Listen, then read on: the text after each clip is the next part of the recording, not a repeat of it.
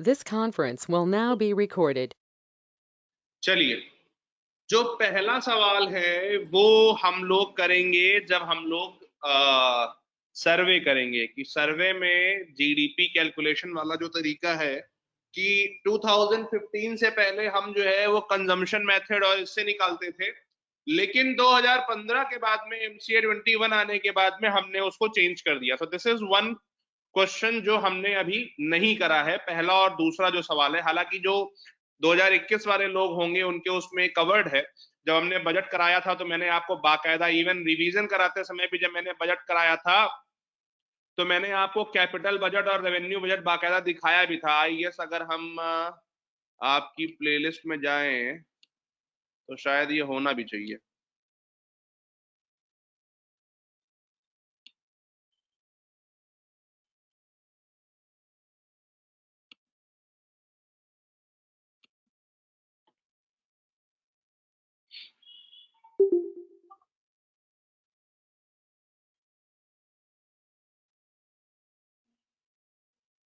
यही वाला था शायद ना,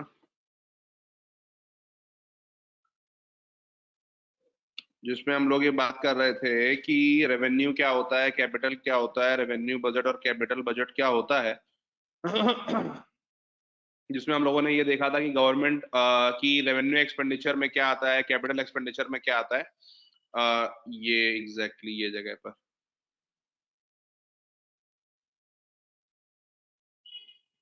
ये था, जिसमें आप देख रहे हो कि हमने ये देखा था कि कैपिटल रिसीट्स क्या है, हमारी रेवेन्यू रिसीट्स क्या है, और हमारे जो रेवेन्यू एक्सपेंडिचर हैं, हमारे कैपिटल एक्सपेंडिचर हैं, वो सारे क्या हैं। ठीक है ना, तो वो ध्यान रखिएगा।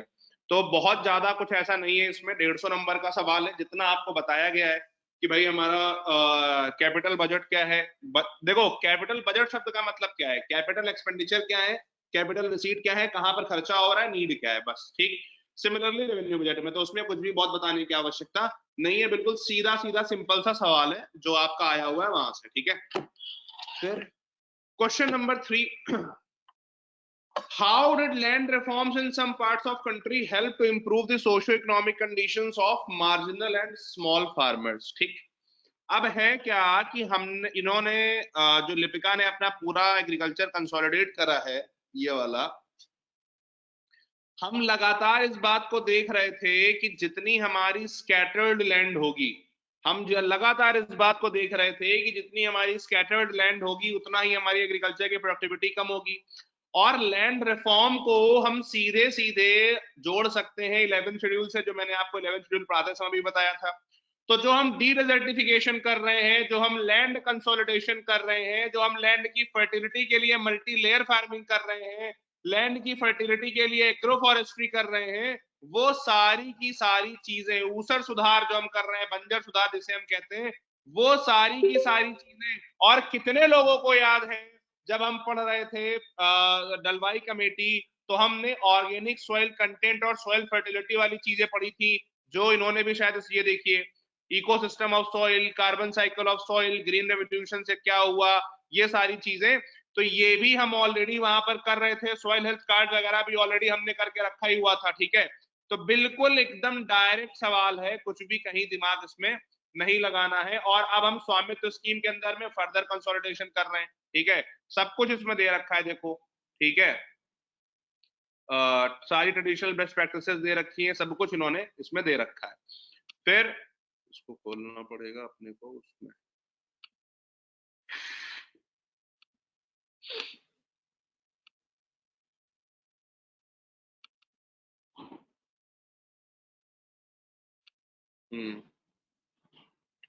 उसके बाद अगला सवाल हमारा क्या था, how and what extent would micro irrigation help in solving India's water crisis. कुछ भी नहीं करना है चाचा, कुछ करना ही नहीं है, दिमाग ही नहीं लगाना है ज्यादा। क्यों, ये देखिए, इतना टाइम लिया गया था इसमें आपको करने में, दुनिया भर की प्रधानमंत्री कृषि सिंचाई योजना और दुनिया योजना आपको कराई गई थी। ये आपके सामने है, तो ये एग्रीकल्चर क्रेडिट है।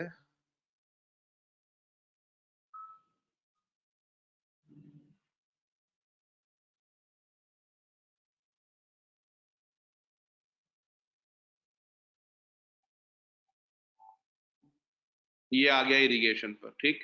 करंट स्टेटस हमारा इरिगेशन का क्या था, ग्राउंड वाटर सिनेरियो हमारे, आप देखो बात है वाटर स्कार्सिटी पर।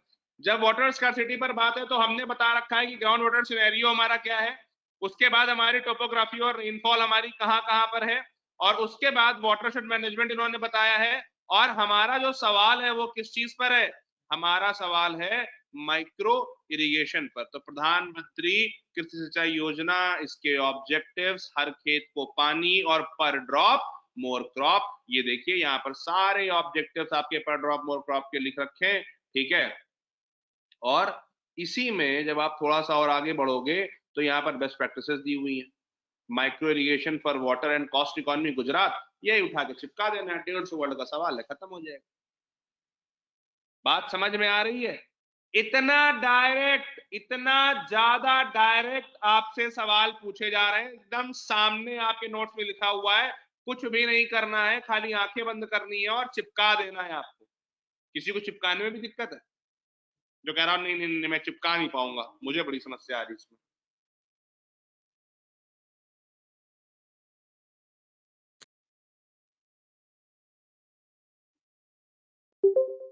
इस पर जी कह रहे हो क्या?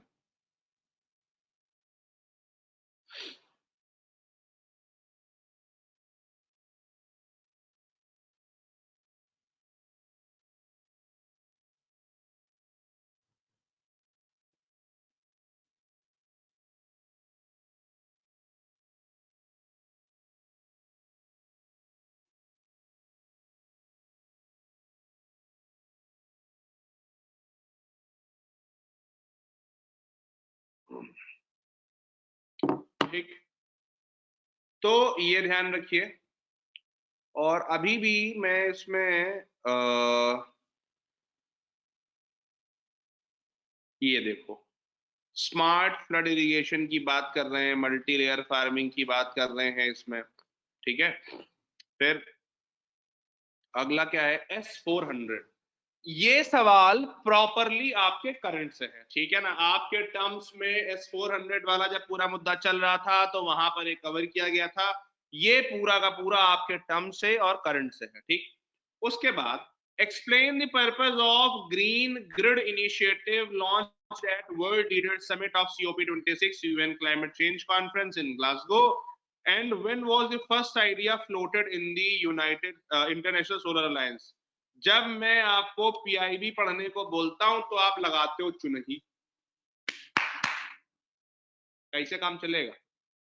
और सीधा सीधा जो क्वेश्चन नंबर 6 है वो आपके नवंबर के PIB से, जो जिसमें मैंने मोदी जी की स्पीच आपको भेजी थी। And apart from that SDG वाली क्लासेस से, SDG वाली क्लास में कितने लोगों को याद है नेट जीरो वाला डॉक्यूमेंट कराया था, उसमें मेंशन है, दिया, महिमा, चंद्रधर, साहिल, जो भी लोग SDG वाली क्लास में थे, जो आपने डॉक्यूमेंट करा था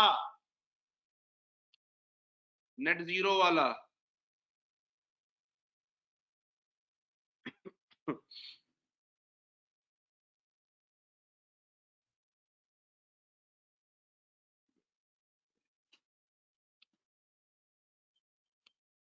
दिया, किस क्लास में कराया था वो डॉक्यूमेंट नेट जीरो वाला, याद है?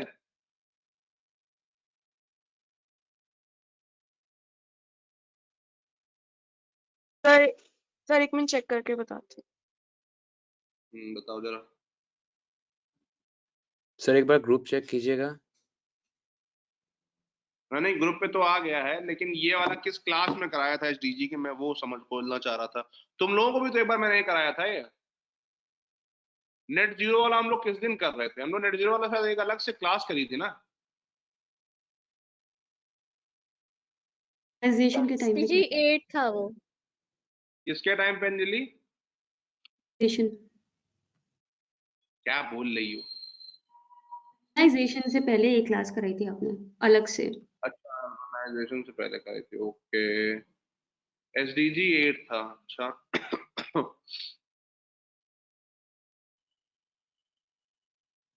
This conference will now be recorded. हाँ, ये खुल गया, ठीक है।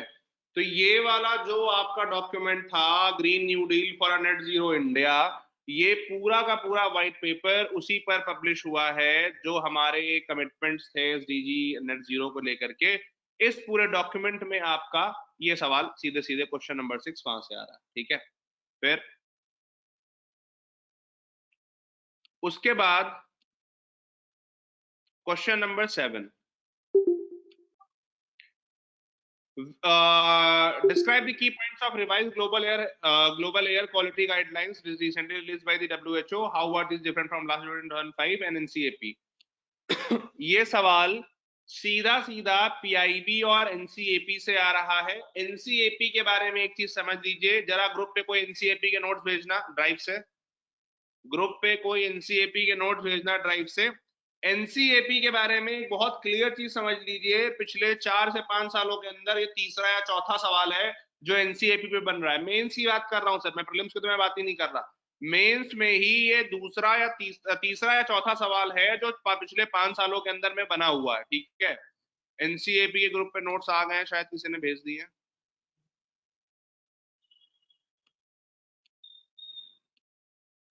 ये आपके ऑलरेडी एनसीएपी के नोट्स बन रखे हैं, ठीक है ना, तो वो ध्यान रखिए। और आपको एक बहुत क्लियर चीज ध्यान रखनी है कि जो भी इस तरह की चीजें हैं जो आपके करंट में आ रही हैं या जो पीआईबी में आ रही हैं, वो अब मजाक नहीं रह गई हैं। अब आपको सीधे सीधे लग रहा होगा, बिल्कुल एकदम सामने आपके सवाल आ रहे हैं अभी।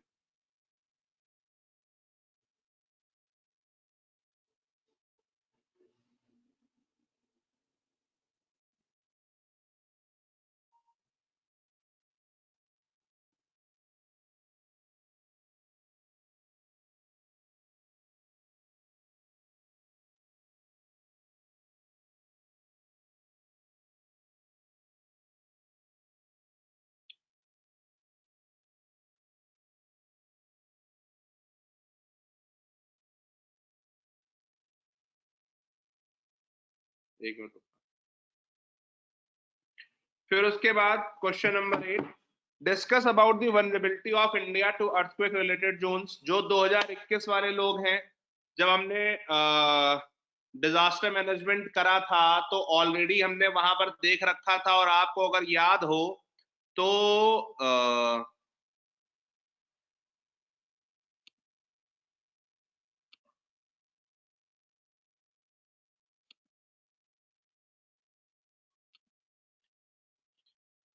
जो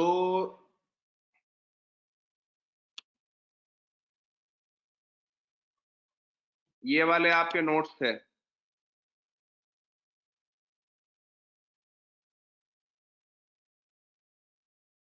जिसमें हमने ये देखा था कि हम कैसे अपनी सारी की सारी बिल्डिंग्स को अर्थक्वेक रेजिलिएंट बनाएंगे, रेट्रोफिटिंग करेंगे। और हमने एनडीएमए वाली गाइडलाइंस पढ़ी थी।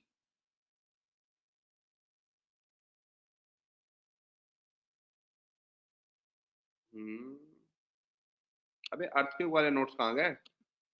देवेश बजाज, लिपिका खत्री।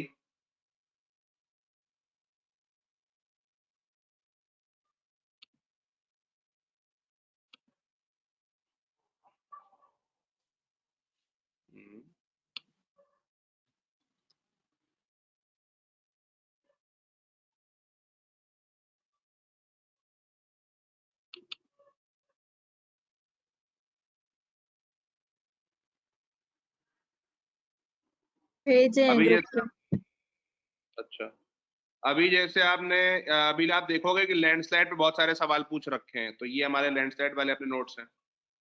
ये कह रही है कि ग्रुप पे भेज दिए। अच्छा हाँ ठीक है। तो इसमें जो है, ये मेरे पास क्यों नहीं है यार? लिपिका जरा इसका वो कर दो, उसको भेजो मैं मुझे मार करके वो उसका। ये आपका दिया को बोलो। दिया प्लीज डू इट। ये आपका अर्थक्वेक रिस्क का मैप है, ठीक है ना। और उसके बाद हमने ये देख रखा था इसमें कि भाई अर्थक्वेक के लिए हमें क्या क्या करना है, अर्थक्वेक मैनेजमेंट के लिए हमें क्या क्या करना है, और कौन कौन से एरियाज में हम पिछड़े हुए, critical areas of concern for the management of earthquakes in India. तो ये वाले नोट्स में आपको सब कुछ मिलेगा कि हमें क्या करना चाहिए, स्टेट गवर्नमेंट को क्या करना चाहिए, डीएम को क्या करना चाहिए, एनजीओ को क्या करना चाहिए, डिजास्टर मैनेजमेंट प्लान्स कैसे बनने चाहिए, everything that you need it is all there in these notes. ठीक है ना। तो ये वाला सवाल भी जो आपका बना हुआ है, discuss about the vulnerability of India, तो जो आपने पहले मैप देखा था वो वनरेबिलिटी मैप है। जो आपने ये वाला मैप देखा ना अभी ये वाला, ये वनरेबिलिटी मैप है कि भाई हम इंडिया में ये एरियाज हैं जो वनरेबल हैं। ठीक है, फिर अभी जब हम डिजास्टर मैनेजमेंट करेंगे तो हम इसमें और चर्चा करेंगे। ठीक है, और इसमें एक इंपॉर्टेंट चीज ये है कि अर्थक्वेक भी कुछ डिजास्टर लाता है। जैसे आप ये देख रहे हो, ये आपके लैंडस्लाइड के वो हैं, लैंडस्लाइड के नोट्स हैं। ठीक है ना। अब लैंडस्लाइड भी जहां पर अर्थक्वेक होता है वहां पर लैंडस्लाइड होने की प्रोबेबिलिटी भी बहुत ज्यादा बढ़ जाती है। अगर आप देखो तो ये वाला जो एरिया है जहां पर लैंडस्लाइड ज्यादा हो रहे हैं, वहीं पर आप देखोगे कि अर्थक्वेक भी ज्यादा हो रहे हैं। ठीक है, ये देखो यहाँ पर अर्थक्वेक भी ज्यादा हो रहे हैं। तो कैसे ये दोनों इंटर रिलेटिव हैं। ठीक है, क्वेश्चन नंबर 9, मुझे कोई इसका सोर्स बताए, सोर्स बताने वाले को नगद 5 रुपए का इनाम।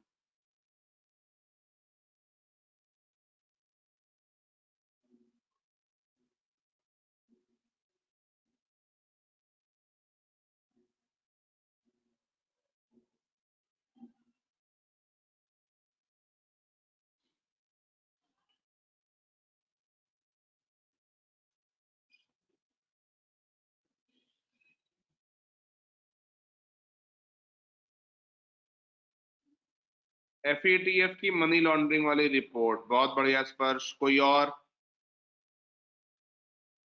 अबे हाँ भैया, ये लिपिका, ये कौन सा एनसीएपी तुमने भेज दिया है? सही वाला भेजो। अरे वो स्पर्श ने भी वही भेज दिया है। अच्छा, सही वाला भेज दो।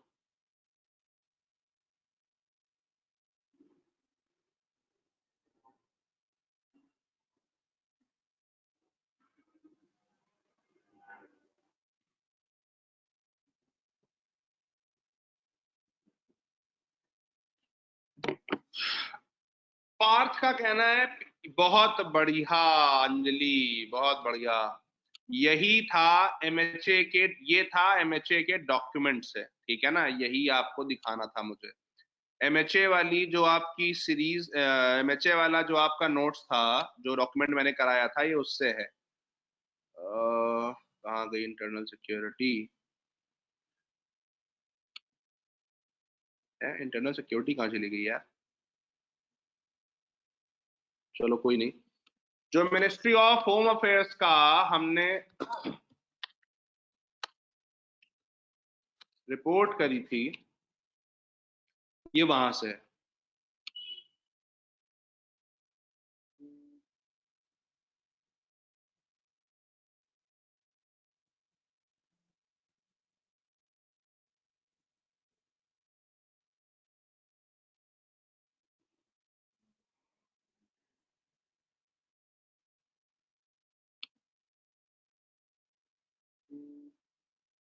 ये 20-21 की भी आ चुकी है ना, 19-20 की क्यों दिखा रहा है इसमें?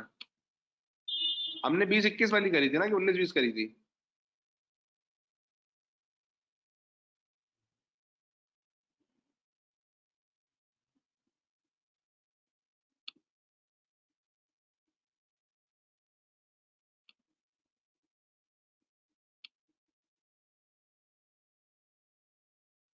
कहाँ भेजो करो बेटा।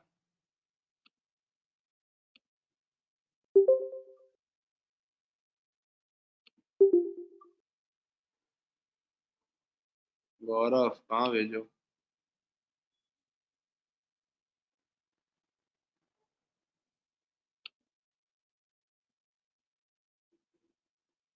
अच्छा, वीडियो क्लास की, अच्छा अच्छा अच्छा अच्छा अच्छा।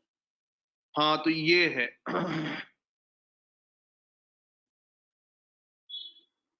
This conference will now be recorded. हाँ, ये वाली रिपोर्ट थी, ये नहीं वाली है ना। तो इस रिपोर्ट में शायद अपन जब इंडेक्स पर जाएंगे,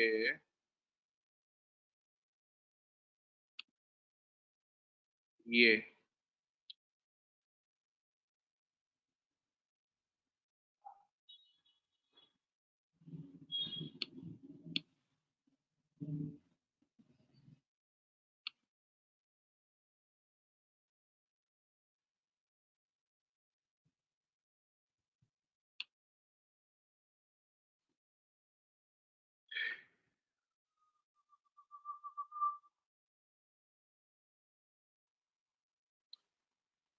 ये एक तो इसमें है मेजर इनिशिएटिव एंड स्कीम्स और इंटरनेशनल कॉपरेशन। 11 और 12, हाँ 11 और 12 जब आप मिलाओगे तब आपका ये मामला बनेगा, और यहीं से आपका सवाल पूछा गया है। ये देखो, combating financing of terrorism cell की हमारी जो FICN है वो कोऑर्डिनेट कर रही है, और इसी में यहाँ पर क्या दिया हुआ था, ये रहा कि हम FATF के मेंबर हैं, और FATF में जो टेक्नोलॉजी सब ग्रुप्स हैं उसकी हम उसको भी टैकल कर रहे हैं, और इसी तरह की हमने रीजनल बॉडीज बना रखी हैं जो मनी लॉन्ड्रिंग और इसके काम में आती हैं, ठीक है।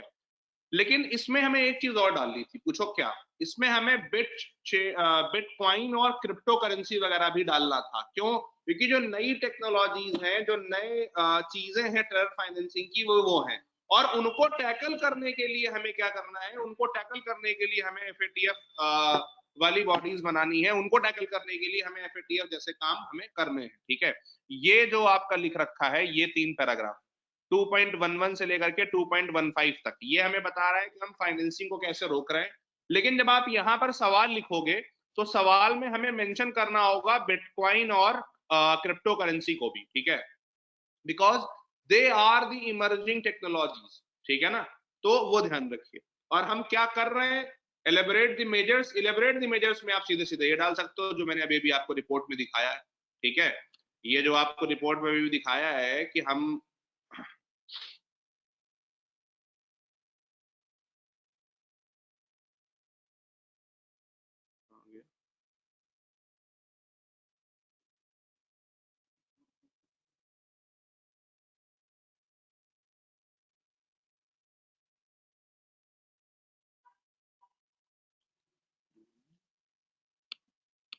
कौन सी हेडिंग थी वो?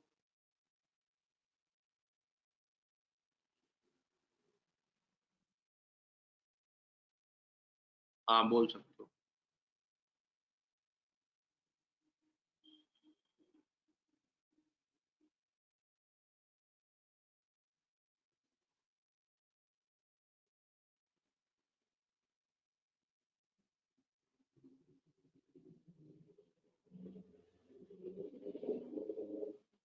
ये तो 2.11 से 2.15 is what we doing to tackle these emerging technologies। और इमर्जिंग टेक में आप बिटकॉइन, क्रिप्टो करेंसी, ब्लॉकचेन, ये सारी चीजें डाल सकते हो, ठीक है। तो वो ध्यान रखना। फिर उसके बाद आते हैं क्वेश्चन नंबर 10 पर। Keeping in view India's internal security, analyze the impact of cross-border cyber attacks. Also discuss defensive measures against these sophisticated attacks. Again, same चीज जो मिनिस्ट्री ऑफ होम अफेयर्स में जो मिनिस्ट्री ऑफ होम अफेयर्स की report में हमने पढ़ा था cyber security पर, वो सारा का सारा यहाँ काम आएगा। और एक और चीज काम आएगी, वो क्या? कितने लोगों को ये ध्यान है? NTRO ध्यान है, नहीं ध्यान है? इतना सही था, ठीक। हालांकि जब हमने पढ़ा था तो हमने इसके बारे में प्रॉपर आपको बात करी थी उस समय पर भी ठीक। और NTRO के बाद में मैंने आपको बताया था ये, ठीक, certain Indian computer emergency response team, ministry of electronics and information technology के अंदर में, ठीक है ना। तो वो ध्यान रखो। फिर उसके बाद NCAP के नोट CPCB वाले में बने हुए हैं। जो लोग पूछ रहे हैं और जिनको मिल नहीं रहे हैं, ये देखिए, ये आपका CPCB है। जो लोगों ने CPCB को एज अ टर्म पढ़ा होगा उन्हें पता होगा। अरे हटोगे भाई?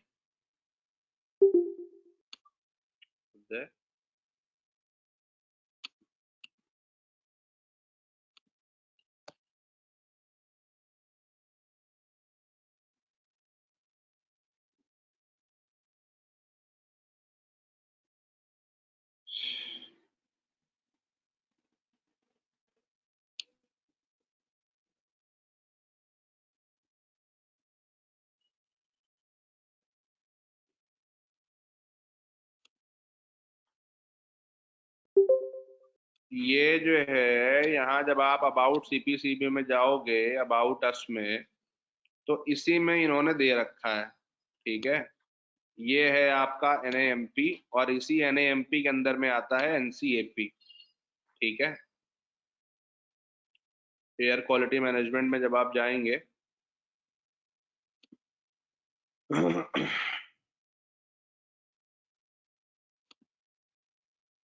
ठीक, और जो आपके सीपीसीबी के नोट्स बन रखे हैं उसमें जो है ये दिया हुआ है एनसीएपी के बारे में।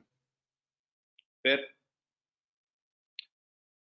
तो जो हम क्वेश्चन नंबर 10 की बात कर रहे थे, सीपीसीबी, सॉरी सीपीसीबी कर रहा हूं, सर्टेन, जो मैंने आपको सर्टेन अभी दिखाया, ये रहा,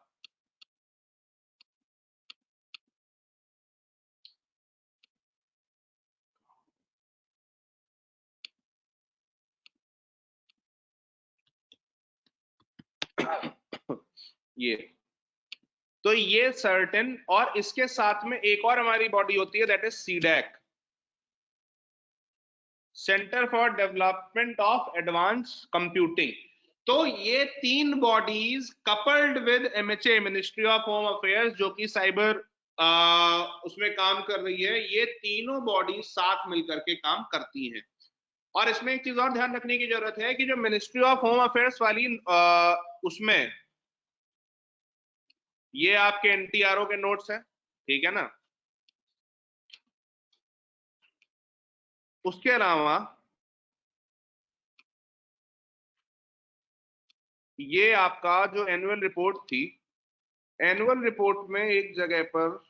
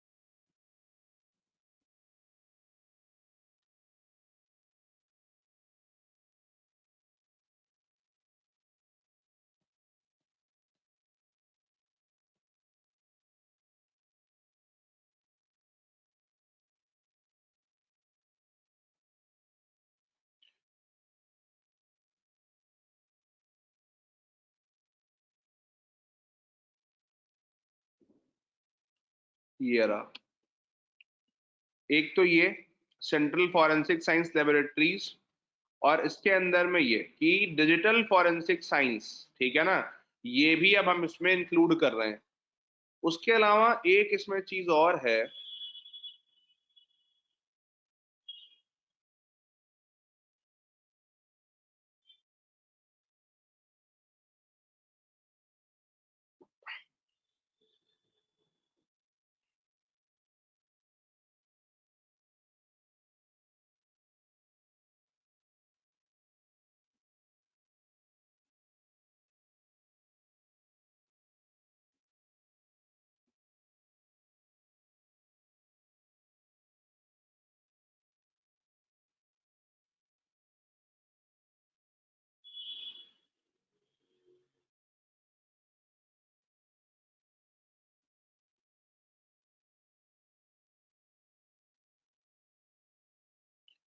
अभी हम GS2 की तरफ चलेंगे, वहां पर SCO की बात आएगी, ठीक है ना, तो ये ध्यान रखिएगा दिमाग में, मैं वहां पर इसको निकालूंगा।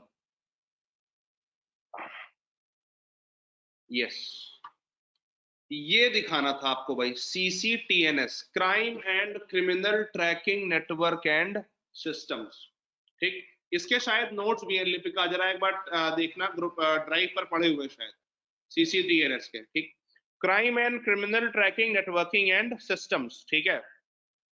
और इसको हम अपने नोट्स में भी काफी डिटेल में दिया हुआ है, ठीक है, लेकिन इसमें जो है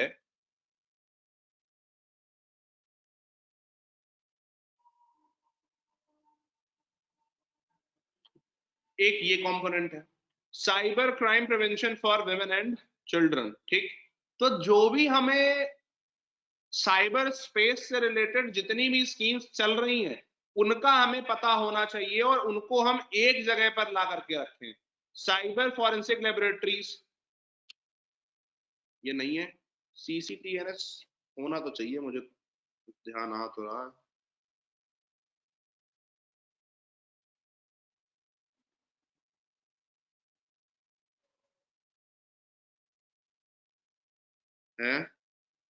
CCTNS कहीं तो है अपने पास यार ये।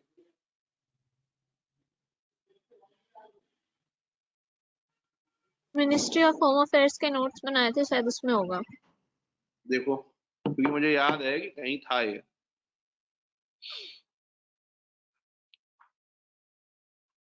हाँ उसमें ही है, भेजो नोट्स जरा।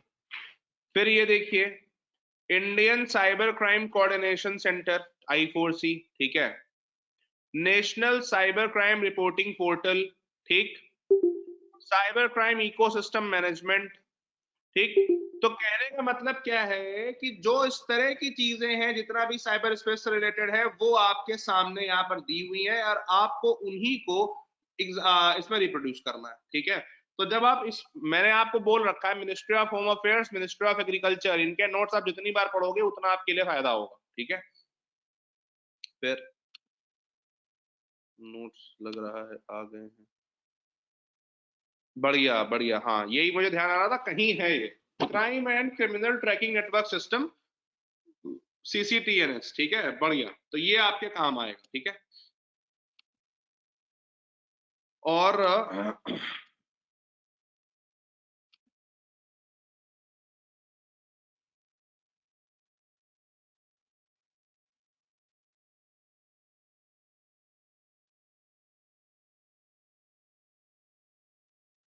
हाँ इसमें सब कुछ है, देखो cyber and information security division, ठीक है, ये सारा कुछ इसमें दिया हुआ है। तो जितने भी साइबर स्पेस से रिलेटेड चीजें हैं वो आपको यहाँ पर दे रखी हैं और आपको नहीं रिप्रोड्यूस कर रहा है, ठीक है।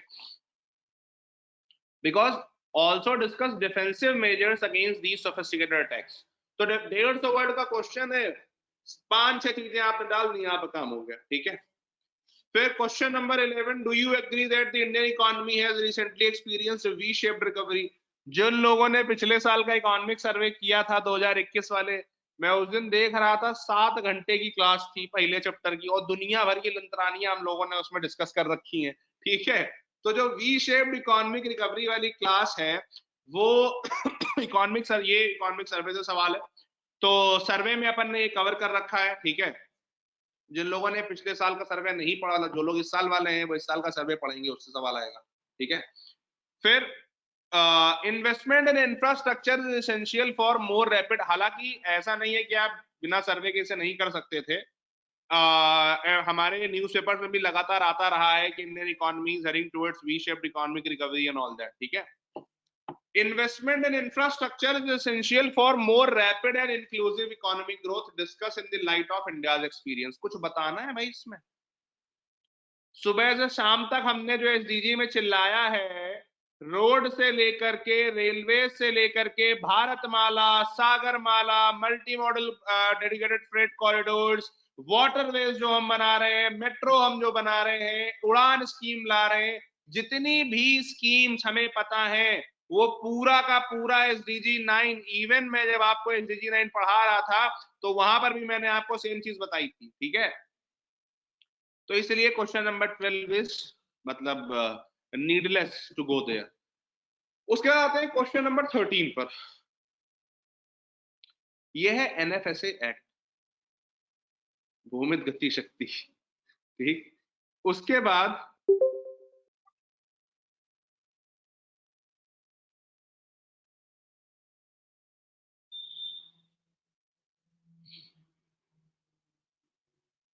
जरा 1 मिनट रुकना भाई, 1 मिनट का break. This conference will now be recorded. ठीक। Yes sir. तो सवाल है नेशनल फूड सिक्योरिटी एक्ट पर, और कैसे एक्ट ने जो है वो हंगर को और माल न्यूट्रिशन को एलिमिनेट करने की कोशिश की है। इस सवाल में एक फंडामेंटल गलती है, पूछो क्या। कितने लोगों को गलती इसमें समझ में आई है?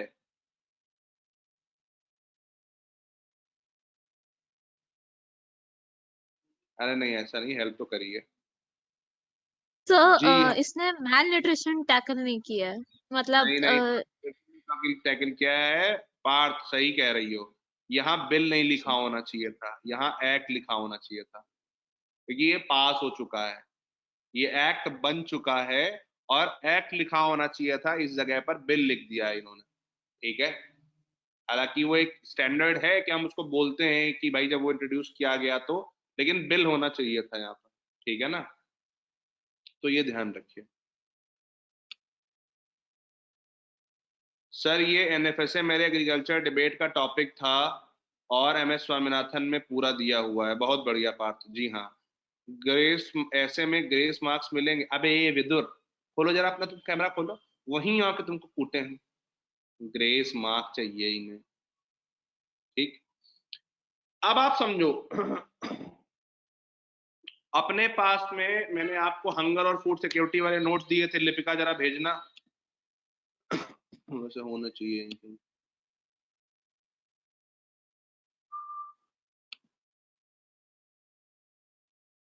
अब कौन सा मैच चल रहा है? मैच ही देखते रहते हैं क्या है? अभी भी कोई मैच चल रहा है क्या?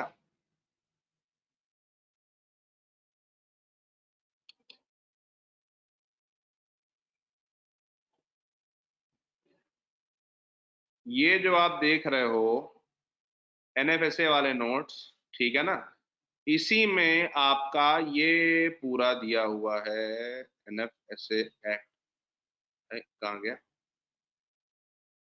पूरी बाबा?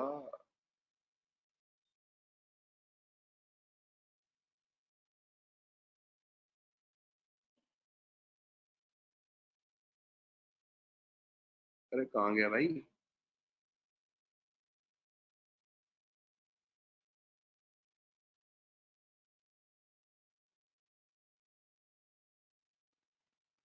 अरे क्या बात कर रहा हूँ?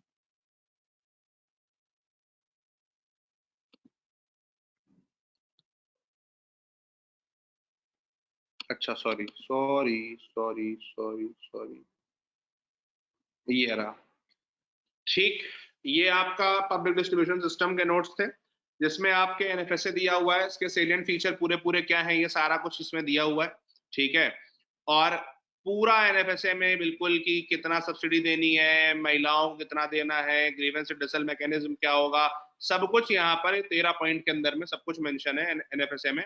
और फिर आगे मेंशन था हमारा कि एनएफएसए को हमने पीडीएस से कैसे जोड़ा है, टारगेटेड सिस्टम्स हमारे कैसे बन रहे हैं, क्या कवरेज है उसके अंदर, अब हम उसके अंदर डीबीटी कर रहे हैं, और क्या रिफॉर्म्स उसके अंदर ला रहे हैं, ये भी पूरा यहाँ पर दिया हुआ है। इवन बिहेवियरल नजेस भी हम क्या दे रहे हैं, ये भी इस जगह पर दिया हुआ है। तो दिमाग लगाने की आवश्यकता नहीं है, उगल देना है, उल्टी कर देना है क्वेश्चन नंबर 13 में यहाँ पर। ठीक, उसके बाद क्वेश्चन नंबर 14। ओ हो, how many of you think that this is a very difficult type of question? क्यों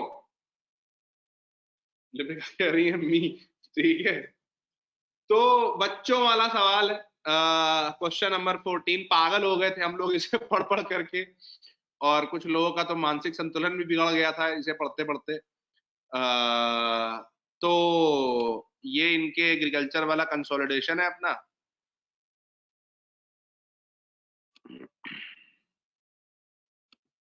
और इसमें जो है जब आप जाओगे आगे, कितनी दूर पर है लिपिका इसमें? सोइंग वाले सेक्शन में है, ऊपर ऊपर। हाँ बस यही है, थोड़ा और ऊपर आओ,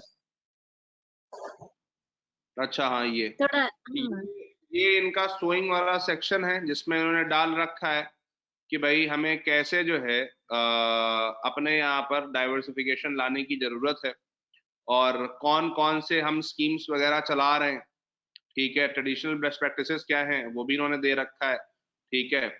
ये रहा mixed cropping and crop diversification Uttarakhand, mixed cropping system Garhwal की ठीक है। और ये सब कुछ यहाँ पर आपको इन्होंने मेंशन कर रखा है। वो कहाँ है? सॉइल वाले उसमें भी होगा, सबसे ऊपर लैंड एंड सॉइल वाले में।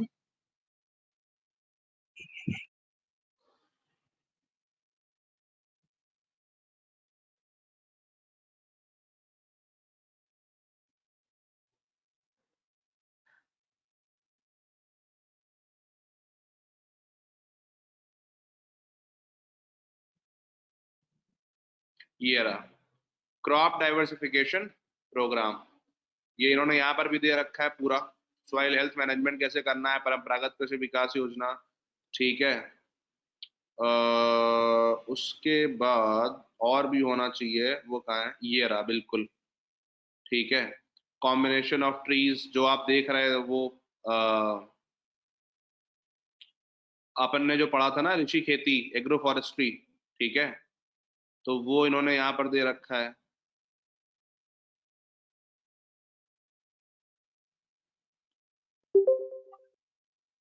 बढ़िया, ये फॉरेस्ट फार्मिंग दे रखी है, ठीक है। तो कहने का मतलब ये है कि बहुत ही अब बोरिंग बोरिंग सा लगता है ये सब देख करके, मतलब क्या ही है, ठीक है।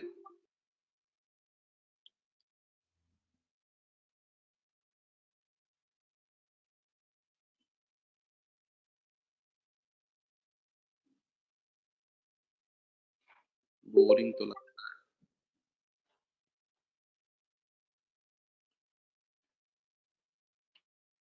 तुमने वो नहीं डाला क्या Lipika, multi layer farming model? अभी तो ऊपर तो गया, लैंड नहीं एंड उसमें सॉइल में वो, तो था। नहीं उसमें वो मेरा सुंदर सा जो मैंने वो बनाया था वो नहीं दिख रहा मुझे। आपका वाला नहीं है, पर वो पीडीएफ वाला है, ऊपर जाओ। मतलब मेरी कला इतनी खराब है कि तुम मेरा डालोगी नहीं? हाँ है। समझदार हो आप। जो नोट्स अपन बनाया ने, समझ में तो आना चाहिए।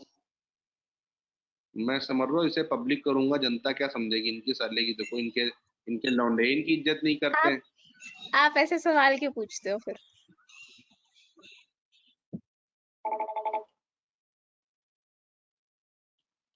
हम ना भूल इसके जाते हैं वे कि आप ये फॉरवर्ड में पब्लिक लिखा डालोगे। है।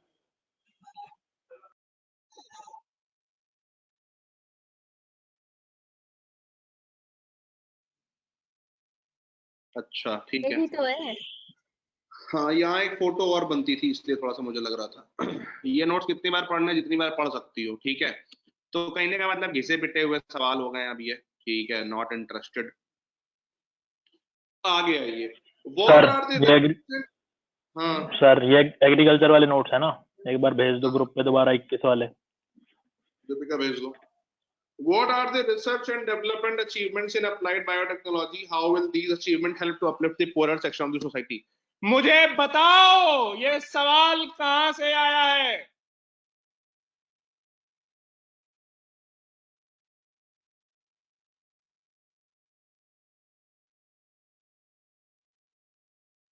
Wow wow wow wow wow, Parth ने कहा है बायोटेक्नोलॉजी से सवाल आया है, गजब पार्थ, बहुत बढ़िया।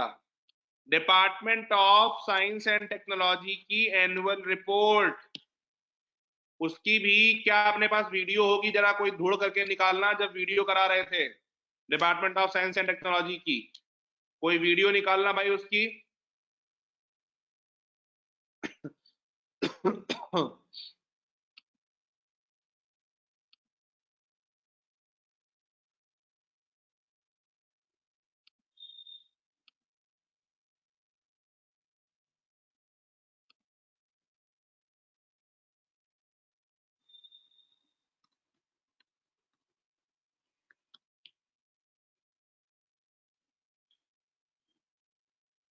Department of ministry of science वाली जो रिपोर्ट है, ठीक है, वो मैंने आपको पढ़ने को बोली थी, उसी से सीधे सीधे सवाल बनाया था। ठीक है,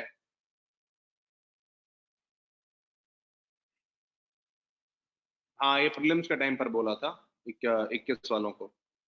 ठीक है, कोई अगर वीडियो वीडियो उसका हो तो निकालना।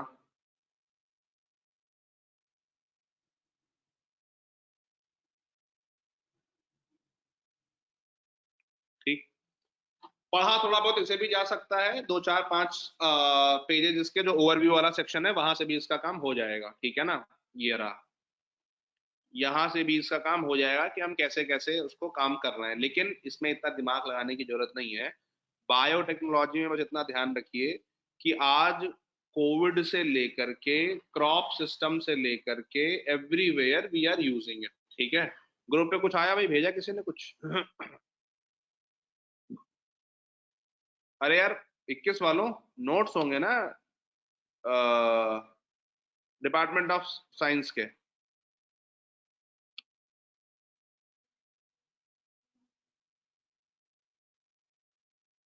कोई बोलेगा कुछ? डीएसटी के नोट्स थे ना, कहाँ है? वीडियो भेजता हूँ, रुको देख के। पूजा वाले। हाँ वही भेज दो।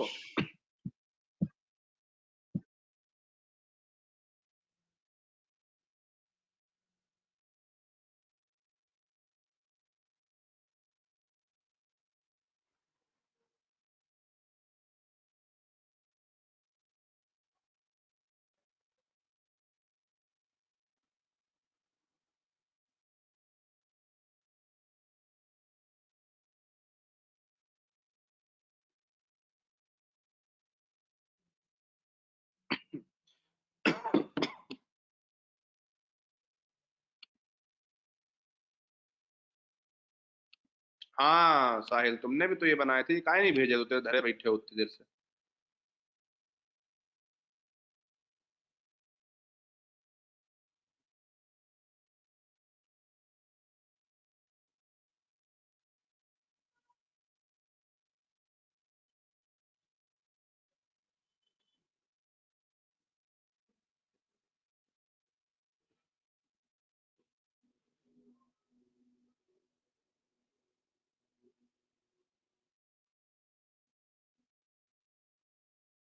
देखो ये तो नैनो साइंस पे आपका काम कर देगा, nano science and nano technology. ठीक है, फिर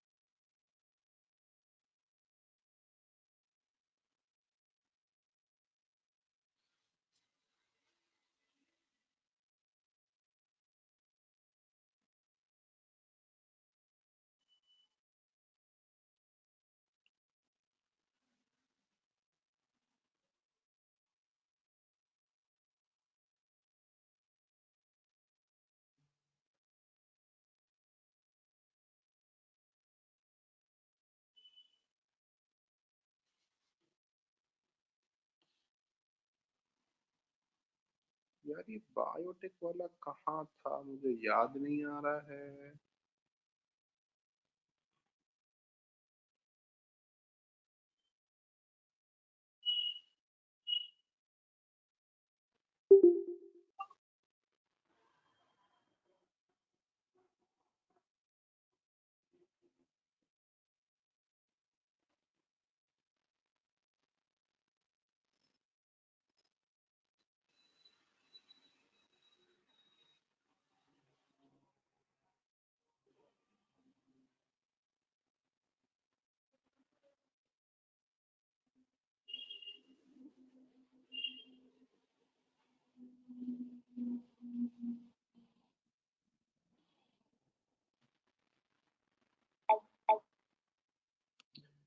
नहीं, नोट्स पे नहीं है ये मैंने रिपोर्ट में ही कहीं पढ़ाया हुआ है। खैर, जो बायोटेक्नोलॉजी पर जितने भी इनिशिएटिव्स हैं वो आपके साइंस वाले जो डीएसटी वाली रिपोर्ट है उसमें कवर्ड है। ठीक है, जब आपका प्रीलिम्स का समय आएगा तो वो मैं पढ़ाऊंगा वहां पर, और इन लोगों को कराया था, बट मुझे ये नोट्स में नहीं है, वो प्रॉपर रिपोर्ट में ही है। ठीक है, और रिपोर्ट के दौरान ही वो आपके काम आएंगे, मतलब जब रिपोर्ट आप पढ़ोगे तभी वो आपके सामने वहां पर आएंगे। हालांकि जो सवाल है वो बड़ा डायरेक्ट है, उसमें कोई बहुत ज्ञान बहुत होने की आवश्यकता नहीं है, और बिना उस रिपोर्ट के भी आप नॉर्मली भी लिख सकते हो। जो बायोटेक्नोलॉजी है वो आपके फोर्टिफिकेशन, जो फोर्टिफाइड फूड होता है वहां से लेकर के और आपके कोविड के जीनोम सैंपलिंग तक में जो है वो सारी की सारी काम आती है। ठीक है ना, तो वो ध्यान रखिए। ठीक, फिर क्वेश्चन नंबर 16 पूरा का पूरा करंट से था। ठीक है ना, तो उसमें बहुत दिमाग लगाने की आवश्यकता नहीं है। क्वेश्चन नंबर 17, कितने लोगों को याद है, मैं गला फाड़ फाड़ के चिल्ला रहा था, आपसे कह रहा था कि यूएनएफसीसीसी अभी जो 26 सीओपी हुआ है ग्लासगो वाला, उस पर सीधे सीधे सवाल आएगा, क्या ये यही नहीं है?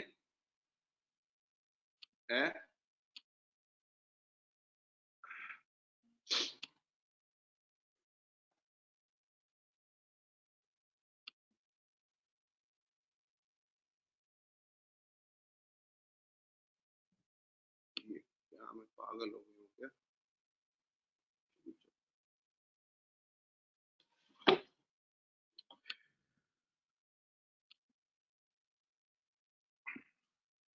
जो अपन ने ये कर रखा है पंचामृत, बिल्कुल सही बात है। ठीक, और कितने लोगों को अब लग रहा है कि नेट जीरो वाला डॉक्यूमेंट उस दिन पढ़ाने का फायदा ये वाला जो मामला था नेट जीरो वाला, सीधे सीधे सवाल यहीं से है कि भैया हमने यूएनएफसीसीसी में क्या करा है और हमारी क्या वचनबद्धताएं हैं, क्या हमारे कमिटमेंट्स हैं। ठीक है ना, तो सीधा डायरेक्ट सवाल है यूएनएफसीसीसी से। फिर describe the various causes and effects of landslide, mention the important components of national landslide risk management strategy। ये जो मैंने आपको खोल रखा है, जो 2021 वाले लोग हैं उन्हें ये वाले नोट्स याद होंगे। इसमें हमने प्रॉपर देख रखा था कि लैंडस्लाइड का मैप कहाँ है, कॉज क्या है लैंडस्लाइड के।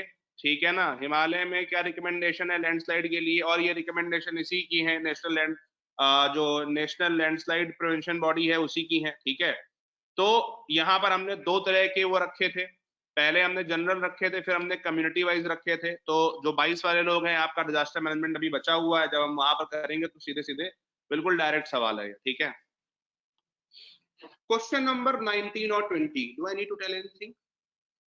Hello, do I need to tell anything?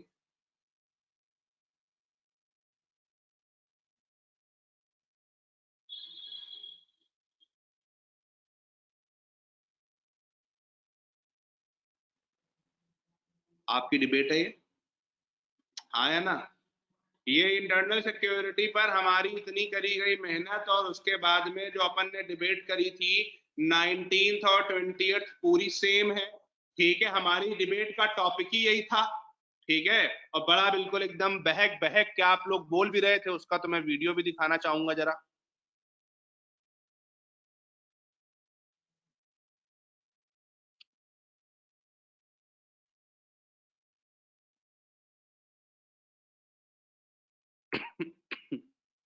ये देखिए चीते हमारे,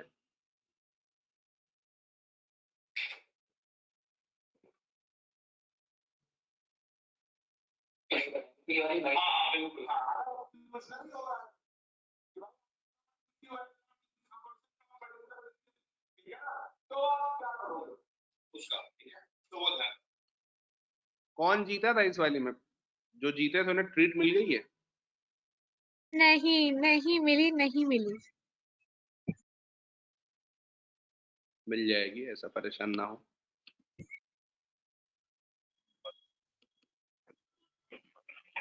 हमें भी चाहिए सर। फिर ये कौन चिल्ला रहा? मानव सिंधु। अच्छा, उसके बाद यहाँ पर ये GS 1 का पेपर है। GS 1 के पेपर में सीधे सीधे आप क्वेश्चन नंबर 4 पर आओ। सेम क्वेश्चन 4 में भी है या नहीं है? Differentiate the causes of landslides in Himalayan region and western Ghats. ठीक है, यही मैं आपको नोट दिखा रहा था सीधे सीधे, ये रहे। और इसमें क्या है, ऊपर मैंने हिमालयन रीजन में होने वाले जो है उसके वो लिख रखे हैं। यहाँ पर आपके कॉजेज लिखे हुए हैं सारे जियोमॉर्फिकल कॉजेस, और लैंडस्लाइड के जो बाकी कॉजेज हैं वो यहाँ पर लिखे हुए हैं। ठीक है, खैर उसके बाद क्वेश्चन नंबर 1, जितने भी स्टेट्स आप पढ़ोगे, जितने भी आप स्टेट्स पढ़ रहे हो सारे, क्या आपको ये समझ में आ रहा है कि स्टेट्स के नोट्स में जो भी लिटरेचर और जो भी कवि वगैरह दिए जाएंगे वो सारे के सारे आपके GS 1 में कवर हो रहे हैं, और GS 1 के सारे सवाल वहीं से हो जाएंगे। जब वेस्ट बंगाल बनेगा तो वेस्ट बंगाल में यंग बंगाल और जो ब्रह्मो समाज है दोनों कवर होंगे, दोनों वहीं से स्टेट से ही दोनों होने वाले हैं आपके। उसके बाद तीसरा सवाल बहुत अच्छा था, assess the main administrative issues and socio-cultural problems in the integration process of Indian princely states। ये वो चीजें हैं जो क्लास की कहानियों में हो जाती हैं, ये वो चीजें हैं जब कभी सरदार पटेल की बात निकलती है, जब हैदराबाद के निजाम, जब जूनागढ़ की बात निकलती है, कश्मीर की इतनी कहानियां आपको सुनाई। कितने लोगों को याद है कश्मीर वाली कहानियां, जो आपको बताया था कि बहुत बड़ी ट्रेचरी हुई थी कश्मीर महाराजा के साथ में, ठीक है ना, इवन गिलगित स्काउट्स के साथ में जो हुआ। और उसके बाद में जब ये लोग पुनियाल गए, पुनियाल के महाराजा ने जो इनके साथ में, पुनियाल कह रहा हूँ, पुंछ के महाराजा, पुंछ के जो राजा थे वहां पर जो हुआ, ठीक है ना, हाँ जो आप रिकॉर्ड नहीं करते, आई एम सॉरी, ठीक, तो वो ध्यान रखिए। क्वेश्चन नंबर 4 मैंने आपको बता दिया, बहुत इंटरेस्टिंग था। क्वेश्चन नंबर 5, कितने लोगों को ये बात समझ में आती है कि question number 5 is on internal security?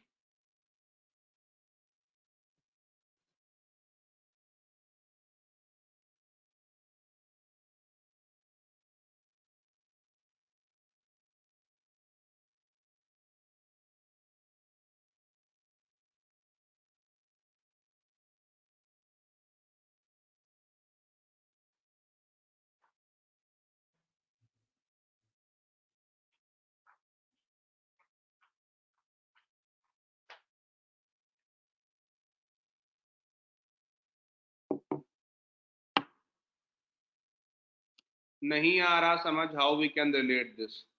भैया हम गोंडवाना लैंड में है, इसका मतलब हम बहुत मिनरल रिच हैं। आपको जो आप जब स्टेट्स पढ़ोगे तो आप देखोगे कि हमारे यहाँ पर मिनरल्स की कोई कमी नहीं है, लेकिन हम माइनिंग नहीं कर पा रहे हैं। क्यों? क्योंकि वो वाली केस स्टडी है कि ट्राइबल्स माइनिंग नहीं करने दे रहे, हाँ या ना?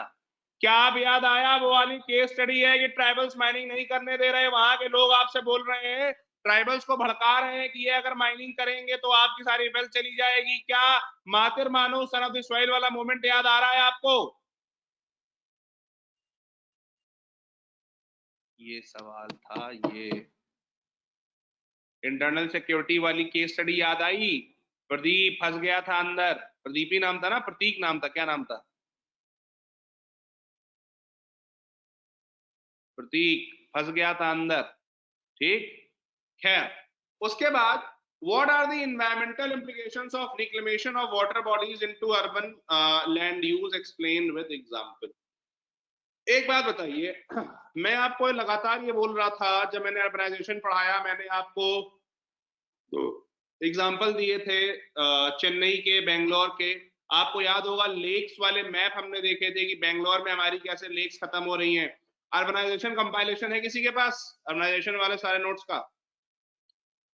और उस समय पर भी हमने वहां पर ये देखा था कि भाई हमें करना क्या है, हमें अर्बनाइजेशन, हमारी जो वाटर बॉडीज है उनको रिक्लेम करना है। ये सवाल क्या पूछ रहे हैं कि रिक्लेमेशन के कारण उसके एनवायरमेंटल इंप्लीकेशंस क्या होंगे, ठीक। अब आप एक बात बताओ, अगर हम वाटर बॉडीज को रिक्लेम करेंगे तो क्या मुंबई वाली फ्लड का एग्जांपल याद है कि हम क्या हम फ्लड को नहीं रोक सकते? जो फ्लैश फ्लड आती है, क्या हम उन्हें नहीं रोक सकते? आपको पता है यूपीएससी पागल हो चुकी है, प्रेम में दीवानी है, पगली प्यार करती है, पता है किससे? फ्लैश फ्लड से। पिछले 4 सालों के अंदर हर साल फ्लैश फ्लड का सवाल आ रहा था, तो इस बार शर्म आ गई होगी कि डेस्पो डेस्पो सा लगेगा, डेस्पिरेशन सा लगेगा, एक तरफा प्यार लगेगा, तो उसने सवाल चेंज कर दिया, ना शब्द बदल दिए, सवाल अभी भी वही है, फ्लैश फ्लड। क्यों? क्योंकि जब अर्बनाइजेशन में, अर्बन बॉडीज में आप वाटर बॉडीज को रिक्लेम करोगे तो क्या होगा? वो वाटर सिंक की तरह यूज होंगे, वो वाटर पॉजिटिव होंगे, वो फ्लड को कंट्रोल करेंगे, urban flood, flash flood control होगा, वाटर लेवल बढ़ेगा, ड्रिंकिंग वाटर अवेलेबिलिटी बढ़ेगी। हाँ या ना? एसडीजी 11 12 दोनों कवर हो रहे हैं, हाँ या ना?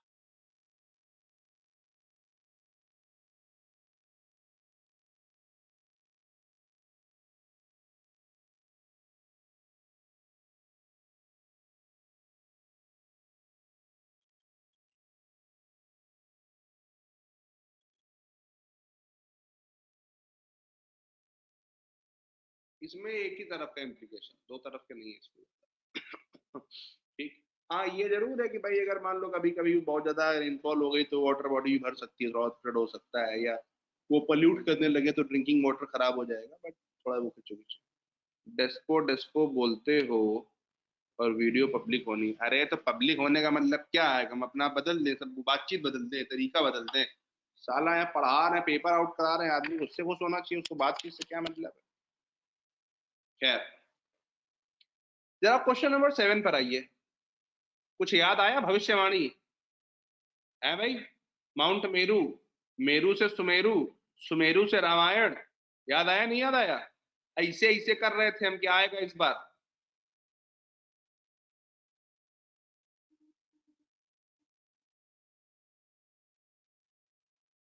और उसका तो हमारे हिसाब से कोई वीडियो भी मिल जाए, उसका तो वीडियो भी होना चाहिए कहीं।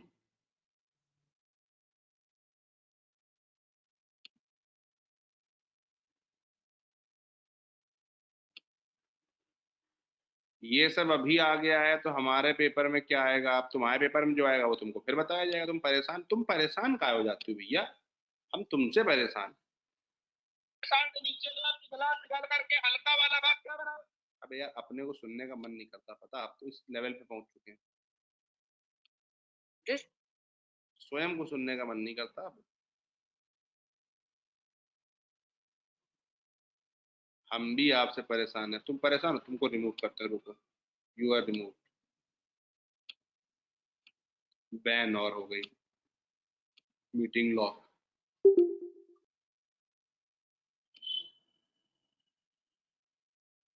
फट के फ्लावर होने वाले इसलिए हो गए। एक वो ढूंढ के निकाल देना पे, माउंट मेरू वाली बात कहाँ कर रहे हैं। ठीक है, भेज देना कोई ढूंढ करके। खैर, फिर यस,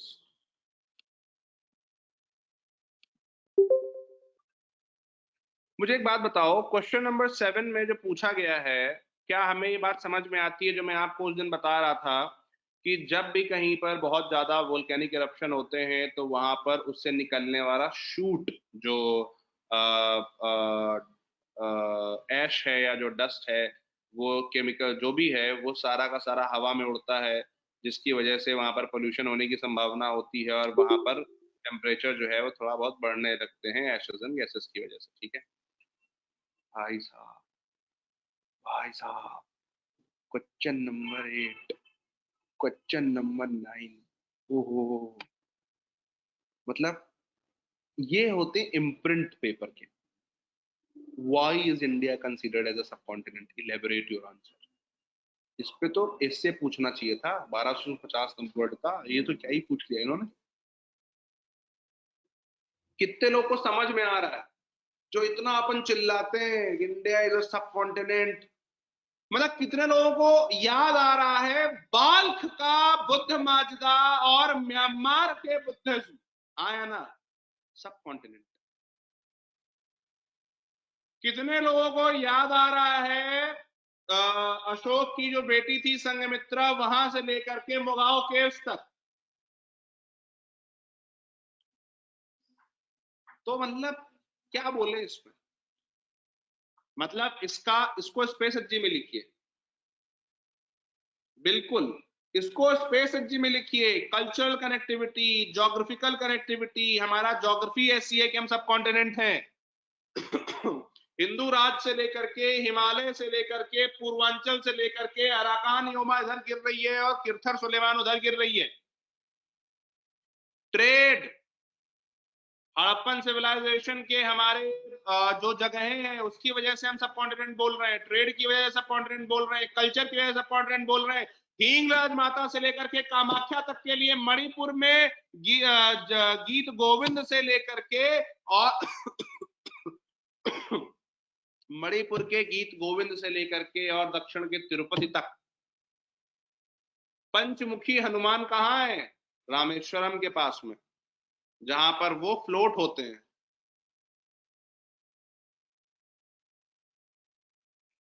जहां पर वो फ्लोट होते हैं, ठीक, वहां से लेकर के और आपका जो नेपाल है वहां तक, ठीक।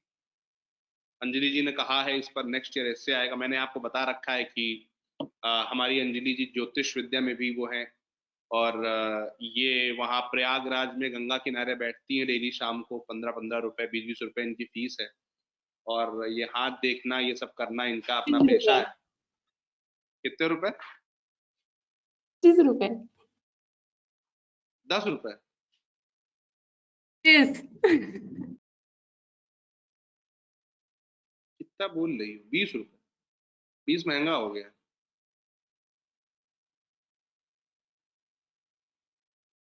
25 रुपए? अच्छा अच्छा अच्छा, प्रीलिम से पहले बात करते हैं। हाँ, 25-25 रुपया लो आराम से, और पेपर आउट कराएंगे, ठीक। खैर, अब ये कूपन कोड भी लगा रही है 25 रुपया में, मतलब खुद तो मतलब थोड़ा सा तो कम से कम अगले को पैसा कमा लेने दो, है भाई, शर्म करो, फ्रीबीज की शिकार। खैर, तो क्वेश्चन नंबर 8 जो है वो वहां से आ रहा है। Examine the uniqueness of tribal knowledge system when compared with main stream knowledge and cultural system. जो लोग स्टेट बना रहे हैं वो पागल हो गए होंगे, जो लोग परंपरा पढ़ रहे हैं वो पागल हो गए होंगे, ठीक है। बहुत ही सरल सवाल है यार, बहुत ही ज्यादा सरल सवाल है। हम लोग पक गए हैं अब परंपरा में और स्टेट्स में ये सब पढ़ पढ़ करके, ठीक है। और सिर्फ तुलसी गोगड़ा ही नहीं, बहुत लोग ऐसा पद्मश्री मिला है, ठीक है। लिपिका कह रही बहुत मुश्किल है तो मतलब ठीक है, मतलब क्या ही बोले हैं, ठीक है। परंपरा के नोट भेज दो भाई, कोई परंपरा वाले नोट भेज दो कोई ग्रुप पे।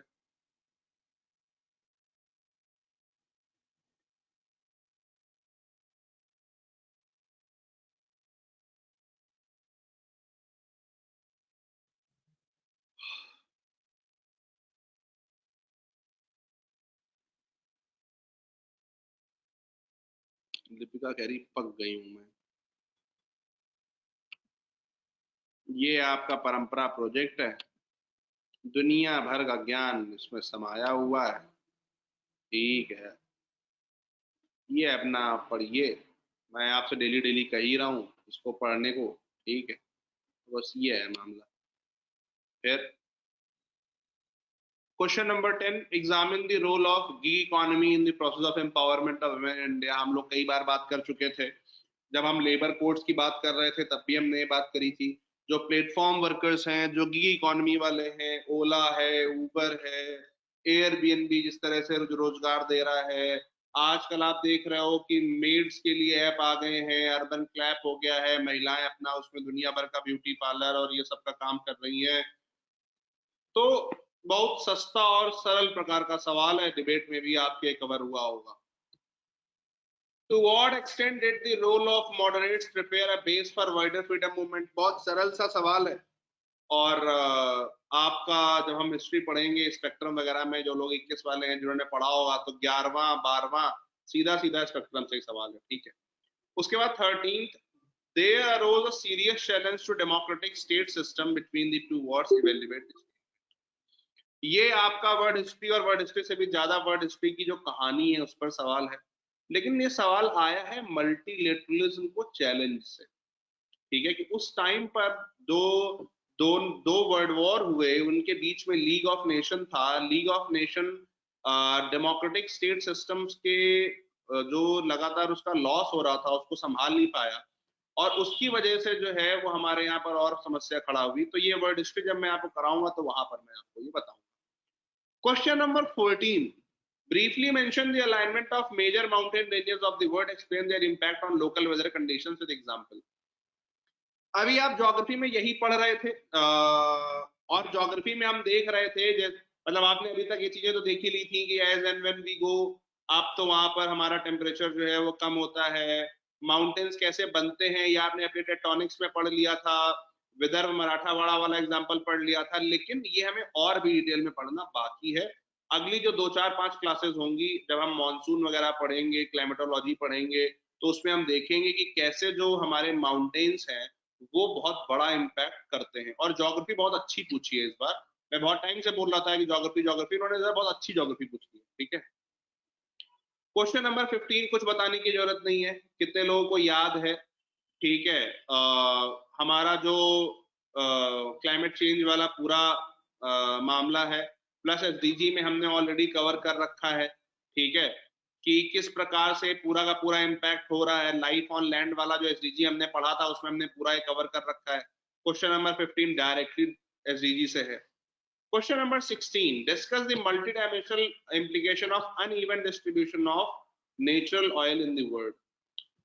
जिन लोगों ने आईआर पढ़ा है आपको पूरा का पूरा मामला याद होगा मिडिल ईस्ट वाला, और कैसे मिडिल ईस्ट में लड़ाई ऑयल की हुई, कैसे सारे वॉर्स उसकी वजह से खड़े हुए, कैसे सुएज कैनाल क्राइसिस ऑयल की वजह से हुई, कैसे आज एनर्जी हंग्री कंट्री है इंडिया और चाइना, कैसे रशिया और चाइना का आस पास आना ये भी ऑयल की वजह से हुआ, कैसे रशिया का जो बैनिंग है कि भाई यूरोप में रशिया नहीं बेचेगा, और उसकी वजह से जो रशिया एंटी वेस्ट हुआ वो भी हुआ। तो आपको ओवरऑल ये चर्चा करनी है आईआर में कि वेनेजुएला की जो क्राइसिस है वो भी ऑयल की वजह से हुई। कितने लोगों को याद है कि वेनेजुएला बहुत ज्यादा ऑयल बेच रहा था, सबसे बड़े रिजर्व वेनेजुएला के पास है, यूएसए ने बैन कर दिया, जिसकी वजह से क्राइसिस चल रही है।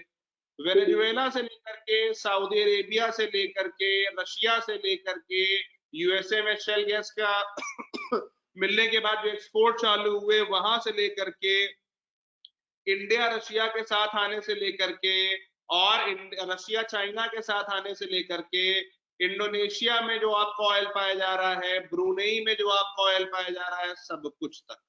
ठीक, क्वेश्चन नंबर 16 मतलब इतना आसान है। ठीक, क्वेश्चन नंबर 17 कि हमारे यहाँ पर जो है वो सोशियो इकोनॉमिक इम्प्लीकेशंस क्या है आईटी सेक्टर के। बहुत बार हमने डिस्कशन करा है इस पर कि जब कहीं पर आईटी कंपनीज जाती हैं तो वुमेन पर क्या इम्पैक्ट पड़ता है, वर्क कल्चर पर क्या इम्पैक्ट पड़ता है, इकोनॉमी में हम लोग इन्फ्लेशन में बात कर रहे थे, गुड़गांव में कैसे कॉस्ट ऑफ लिविंग बढ़ गई थी।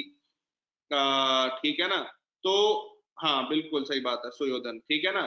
तो वो सारी की सारी चीजें कि हमारा कल्चर जो है वो कैसे इरोड हो जाता है, या हमारे कल्चर पर क्या इम्पैक्ट आता है, कल्चर में बहुत सारी चीजें और ऐड होती हैं, विमेन का रोल कैसे बढ़ता है, एल्डरलीज का क्या रोल है, न्यूक्लियर फैमिलीज का क्या है, ये सारी चीजें, ये भी सेम चीज है, बस नाम बदल दिया है। सवाल है इम्पैक्ट ऑफ ग्लोबलाइजेशन और इंडियन सोसाइटी। क्या ये बात समझ में आ रही है? जीएस पेपर 1 का जो टॉपिक है इम्पैक्ट ऑफ ग्लोबलाइजेशन और इंडियन सोसाइटी, सीधे के सीधे वही सवाल है। कितने लोगों को ये बात समझ में आती है?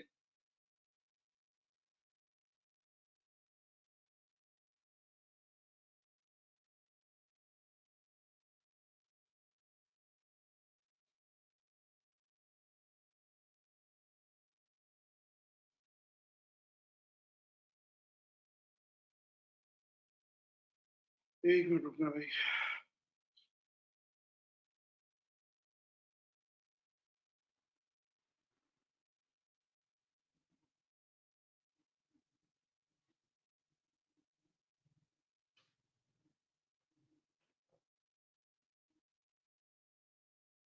फिर उसके बाद question number 18, main objectives of population education and point out measures to achieve them in Indian detail.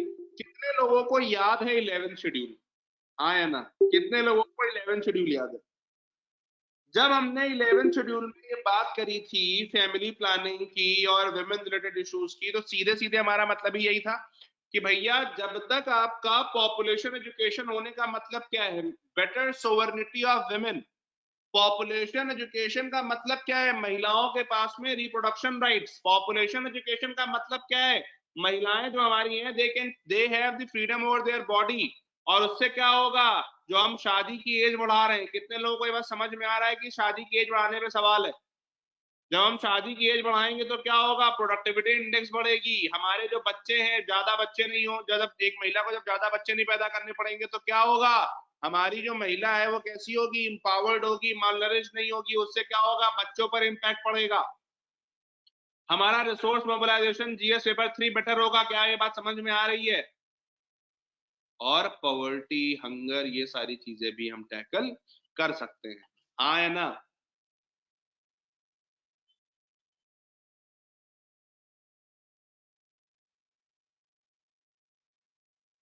उसके बाद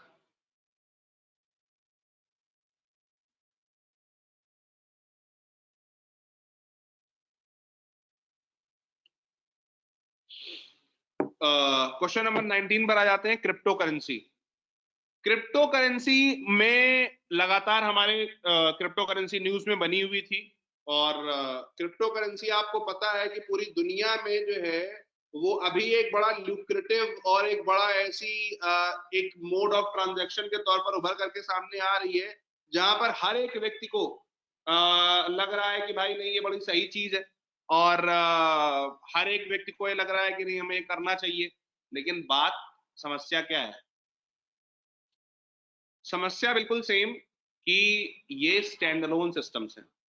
और स्टैंड अलोन सिस्टम्स का मतलब क्या है? कि ये मतलब आप ये नहीं देख रहे हो उसमें आप इसमें ये नहीं देख रहे हो कि इसके पीछे खतरा क्या है। और जो एक एनोनिमिसिटी इससे रिलेटेड है, जो हमने इंटरनल सिक्योरिटी में भी उस पर बात करी थी, कि जो एक एनोनिमस काइंड ऑफ नेचर इसका है, उसकी वजह से you can't tax. When you can't tax you will generate illicit wealth. Illicit wealth generate होगी तो उसका गलत कामों में यूज होगा। इंडियन गवर्नमेंट का टैक्सेशन बेस इरोड होगा। उसके बाद में क्राइम्स बढ़ेंगे। उसके बाद में एक बहुत इंपॉर्टेंट चीज क्या होगी कि आपका जो इकोनॉमिक सिस्टम है वो वीक होने लगेगा। कि आप क्या फाइनेंशियल गुड या आपके फाइनेंशियल गुड नहीं बिक रहे हैं, क्रिप्टो करेंसी आपके यहाँ बिक रही है, ठीक है ना? और उन सब चीजों के अलावा हमारा जो इंडियन सोसाइटी का फैब्रिक है, जैसे आप देख रहे हो कि क्रिप्टो करेंसी से डार्क वेब बहुत प्रमोट होता है। और डार्क वेब से प्रमोट होने से क्या होता है कि you can order anything virtually. तो हमारा जो वैल्यू सिस्टम है, बच्चे पता चला वो क्रिप्टो करेंसी से मैरिजुआना ऑर्डर कर रहे हैं ऑनलाइन या वेपन्स ऑर्डर कर रहे हैं। तो हमारा जो इवन सोसाइटी का कलेक्टिव फैब्रिक है उसके लिए भी ये बहुत बड़ा चैलेंज है, ठीक है ना? तो वो ध्यान रखिएगा। क्वेश्चन नंबर 20 बोरिंग है। कितने लोग को लग रहा है इसको एक्सप्लेन भी करना चाहिए?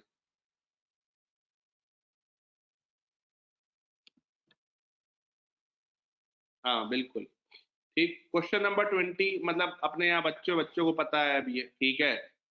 वही सारी सेम चीजें, सिविलाइजेशन, परंपरा, महिलाओं को एम्पावर करना, education, national education policy, value system को प्रमोट करना, मतलब लगभग सारी की सारी चीजें सेम है, ठीक है ना? ये क्वेश्चन बहुत डिफिकल्ट है, सुयोधन कह रही है, ठीक है? तो कहने का मतलब क्या है कि बोर हो गए अब अपन, मतलब जैसे पढ़ करके क्वेश्चन नंबर 20 वगैरह, ठीक है ना? तो ये आपका पेपर 1 था, ठीक है? पेपर 2 पर चल लेते हैं।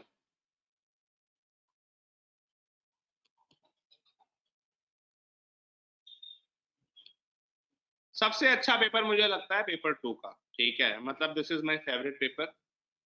और बहुत तगड़ा सवाल से शुरुआत की है। Constitutional morality is rooted in the constitution itself and is founded on essential facets. Explain the doctrine of constitutional morality with the relevant judicial decisions. भाई साहब, जो लोग इम्पोर्टेंट सुप्रीम कोर्ट जजमेंट्स नहीं पढ़ते हैं उनके ऐसी कर दी है कोर्ट ने। constitutional morality. This question was building up.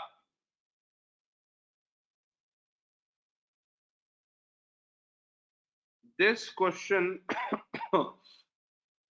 was building up from long time. ठीक, और उसकी वजह से क्या हुआ कि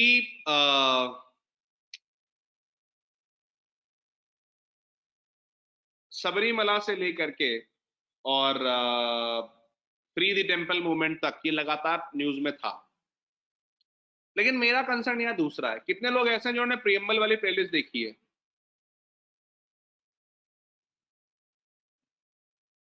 एक्चुअली में ये सवाल आप बिना दिमाग लगाए सिर्फ और सिर्फ प्रीएम्बल वाली प्लेलिस्ट से कर सकते हो।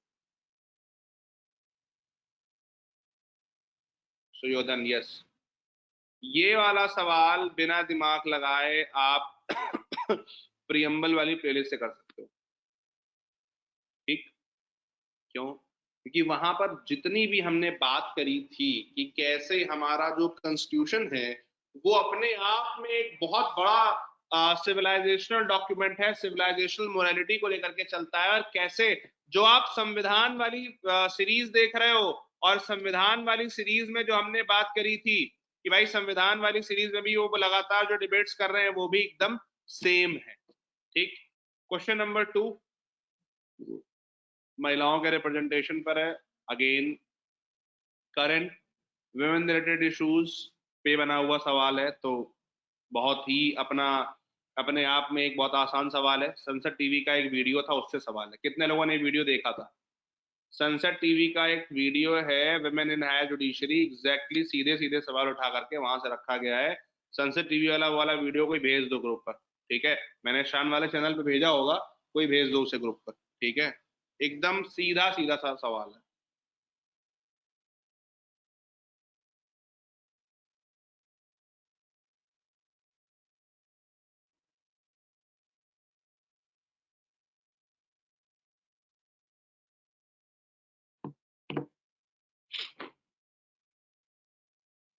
ठीक, तो वो ध्यान रखिए।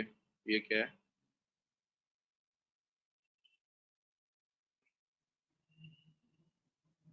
An article on gig and, हाँ, ये वाला आर्टिकल था कि ये वाला वीडियो था वुमेन इन हायर जुडिशरी, ठीक है ना? तो वो ध्यान रखिए।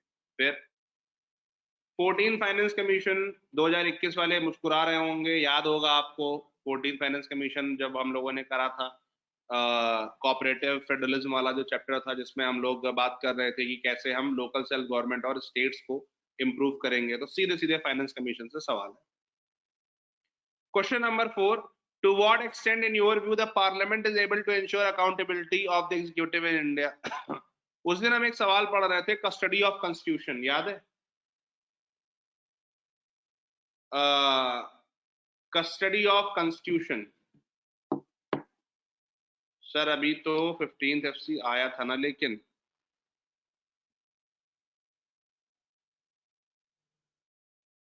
फिफ्टीन FC आया था, लेकिन 14 फाइनेंस कमीशन में, जो 15 फाइनेंस कमीशन है उसमें बाकायदा दिया हुआ था कि 14th ने क्या करा। ठीक है, खैर, और उस चैप्टर में ही दिया हुआ है, ठीक है? उसके बाद to what extent in your view the parliament is able to ensure accountability of executive in India? देखो ऐसा है कि जब हम लोग उस दिन कॉन्स्टिट्यूशनल इसकी बात कर रहे थे कि किसके पास में कॉन्स्टिट्यूशन की कस्टडी है, तो उसी का नेक्स्ट वो है। और मैं आपको बता रहा था कि हमारे यहाँ चेक्स एंड बैलेंसेस का सिस्टम है। कितने लोगों को याद है जब मैं आपको बता रहा था कि हमारे यहाँ चेक्स एंड बैलेंसेस का सिस्टम है, जुडिशरी पार्लियामेंट पर और पार्लियामेंट एग्जीक्यूटिव को वो करती है, ठीक है? तो सीधा बिल्कुल डायरेक्ट सवाल है, 21 वालों को पता होगा, वही पार्लियामेंट्री कमेटी सिस्टम, ठीक है? वही आपका जो हमारी स्टैंडिंग कमेटीज होती हैं, डिपार्टमेंटल कमेटीज होती हैं, क्वेश्चन आर होता है, सीधे सीधे वहीं से सवाल है, ठीक है? 22 वाले लोग अभी पॉलिटी पढ़ेंगे तो वहां से पता चलेगा, ठीक? मतलब लद्दड़ सवाल है बहुत ज्यादा।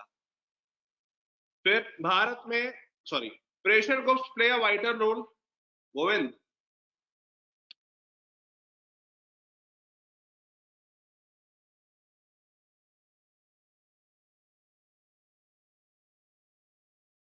सर भी हाफ एन आवर लगेगा।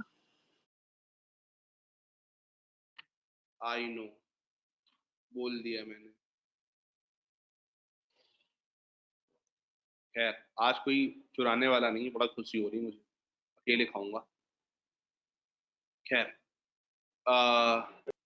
पाप लगता है अकेले खाने में। हम लगवा लेंगे, तुम्हें कोई टेंशन है? हम लगवा लेंगे। तुम्हारे पेट में क्या दर्द हो रहा है?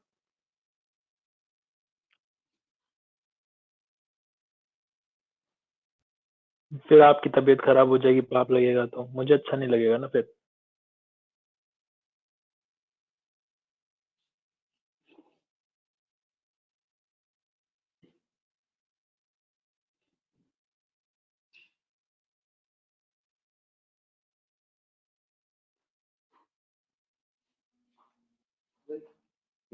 नहीं, अभी रुक जाओ, 15 मिनट बच जाना।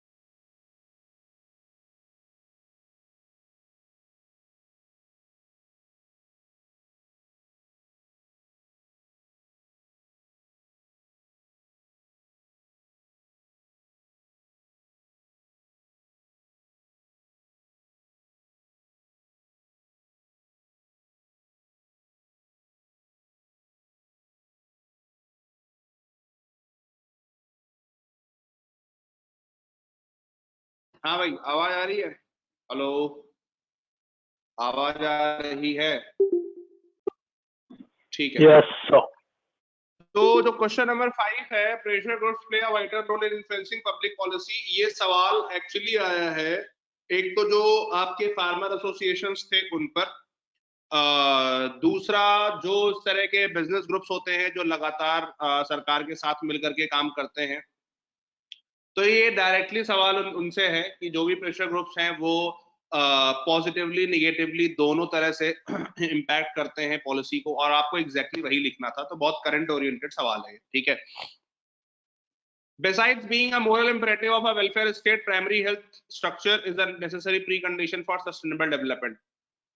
SDG 3 याद है, नहीं याद है क्या? और इसकी शुरुआत कहाँ से होगी? वही वाली बात कि ह्यूमन हेल्थ में या वैक्सीनेशन में या विमेन हेल्थ में जो हम इन्वेस्ट करते हैं वो सबसे इफेक्टिव इन्वेस्टमेंट है, वहां से शुरू होगा।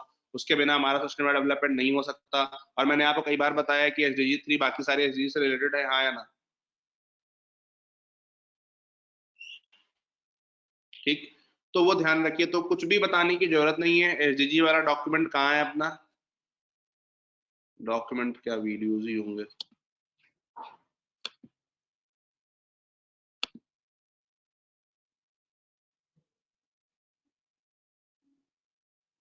ये वाला जो आपका SDG है,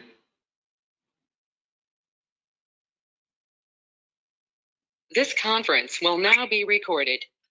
इसकी शायद शुरुआत ही मैंने यहीं से करी थी, जितना मुझे याद आ रहा है।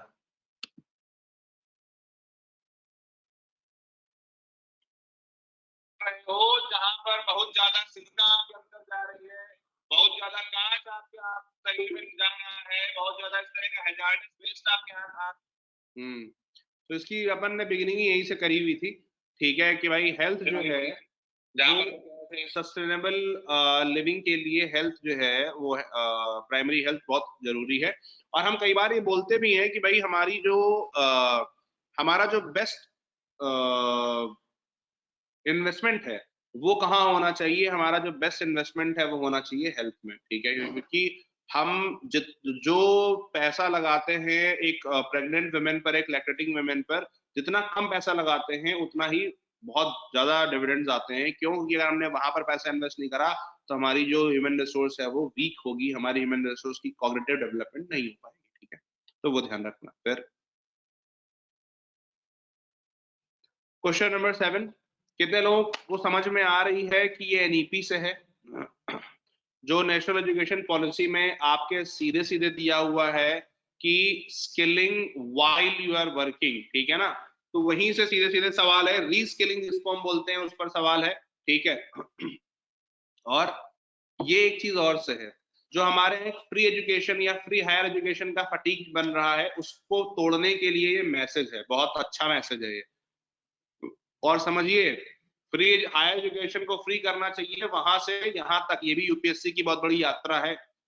2-3 साल पहले एक सर्टेन जगह के लोग ये बोल रहे थे कि इसकी फीस इतनी बढ़ा दी है, कम कर दी है, ये कर दो वो कर दो। मैसेज देखो, अर्न व्हाइल यू लर्न, ठीक है ना, scheme needs to be strengthened to make vocational education skill training meaningful. ये अपने आप में यूपीएससी की एक बहुत अच्छी यात्रा है और बहुत मतलब क्लियरली यहाँ सब आपको दिख रहा है, ठीक है। खैर, और ये एसडीजी 4 में जाएगा। कितने लोगों को याद है कि एसडीजी 4 में हम बाकायदा बात ही कर रहे हैं वोकेशनल एजुकेशन की, ठीक। उसके बाद question number 8 question number 8, directly gender inequality को ब्रेक करने से और रिड्यूस इनइक्वालिटीज दोनों पर है। लेकिन मेरा एक और सवाल है, कितने लोगों को प्रायोरिटी सेक्टर लेंडिंग याद है, पीएसएल?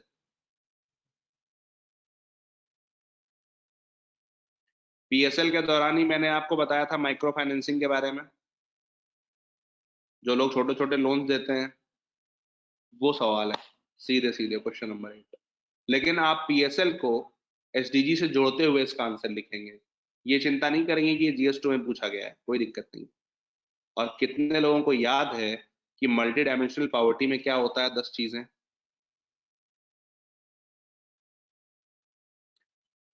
स्वागता, आप करोगे क्या मल्टी डायमेंशनल पॉवर्टी में? जैसे लिखा हुआ है एसेट, तो आपने क्या करा कि घर बनाने के लिए जो गवर्नमेंट पैसे दे रही है वो माइक्रो फाइनेंस वाले दे सकते हैं। उसमें जो लाइवलीहुड लिखा हुआ है एसडीजी 11 सॉरी शेड्यूल 11 में भी लाइवलीहुड है, स्मॉल स्केल इंडस्ट्रीज, महिलाएं जो है वो पीएसएल के अंदर लोन ले सकती हैं या माइक्रो फाइनेंस वाली उससे लोन ले सकती हैं, ठीक है ना। सिमिलरली आपका जो एसडीजी में माल न्यूट्रिशन के लिए या एजुकेशन के लिए जो फंड मिल रहा है, जैसे एसडीजी में सॉरी पीएसएल में स्कूल एजुकेशन के लिए और एजुकेशन लोन भी मिलते हैं, ठीक है ना। तो कहने का मतलब है कि इन तीनों चीजों को जोड़ना है हमें, ठीक है। और इनको जोड़ने का सबसे अच्छा जो तरीका है वो क्या है? कितने लोगों को आईसीडीएस याद है, integrated child development scheme? ICDS के प्रिंसिपल्स को हम ध्यान में रखेंगे और आईसीडीएस को ध्यान में रखते हुए हम बात क्या बोलेंगे, 11th शेड्यूल वाली। कितने लोगों को 11th शेड्यूल याद है? 11th शेड्यूल में भी तो यही है ना, फिशरी करा रहे थे, फार्म फॉरेस्ट्री करा रहे थे, स्मॉल स्केल इंडस्ट्रीज लगा रहे थे, वुमेन की इक्वलिटी की बात कर रहे थे, एजुकेशन की बात कर रहे थे, एकदम तगड़ा, ठीक। मान लीजिए आपको अपने बच्चे के एजुकेशन के लिए वो चाहिए तो आप स्मॉल स्केल इंडस्ट्री ले सको, मतलब स्मॉल स्केल के लिए स्मॉल लोन्स ले सको।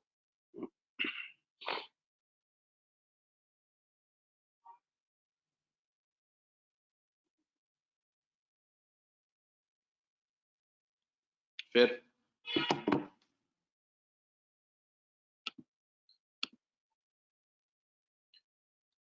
Question number 9, do I need to tell you anything?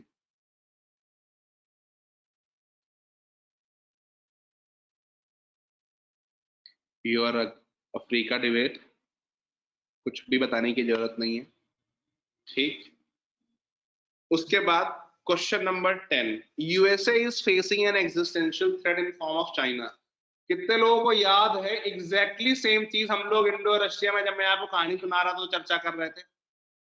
Exactly same statement मैंने आपको बोला था कि जो उस समय पर यूएसए और यूएसएसआर के बीच में चल रहा था, उससे ज्यादा खतरनाक मामला यूएसए और चाइना के बीच में अभी है, क्योंकि China is a bigger threat than USSR because the kind of things it do. और फिर मैंने आपको बताया था कि जो चाइना ने यूएसए में वहां की सीआईए में जो हुआवे कंपनी ने वो करा था, क्या कहते हैं, स्पाइनस वगैरह करा था, और China is a threat to the world वाली डिबेट, ये बिल्कुल सही बात है, ठीक। China is a threat to the world वाली डिबेट में ही ये पूरा का पूरा कवर है, ठीक। लेकिन मुझे सबसे मजा आया था 11th क्वेश्चन देख करके। कितने लोगों को याद है सीबीआई एक्ट? भूमित, क्या लिखा हुआ था सीबीआई एक्ट में?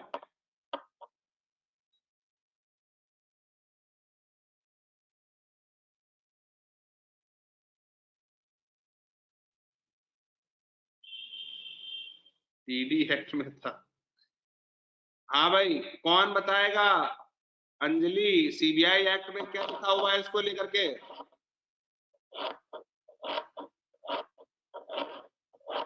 Investigation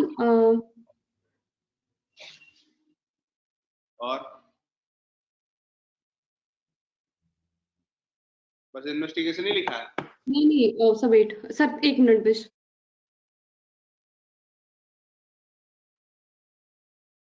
corruption.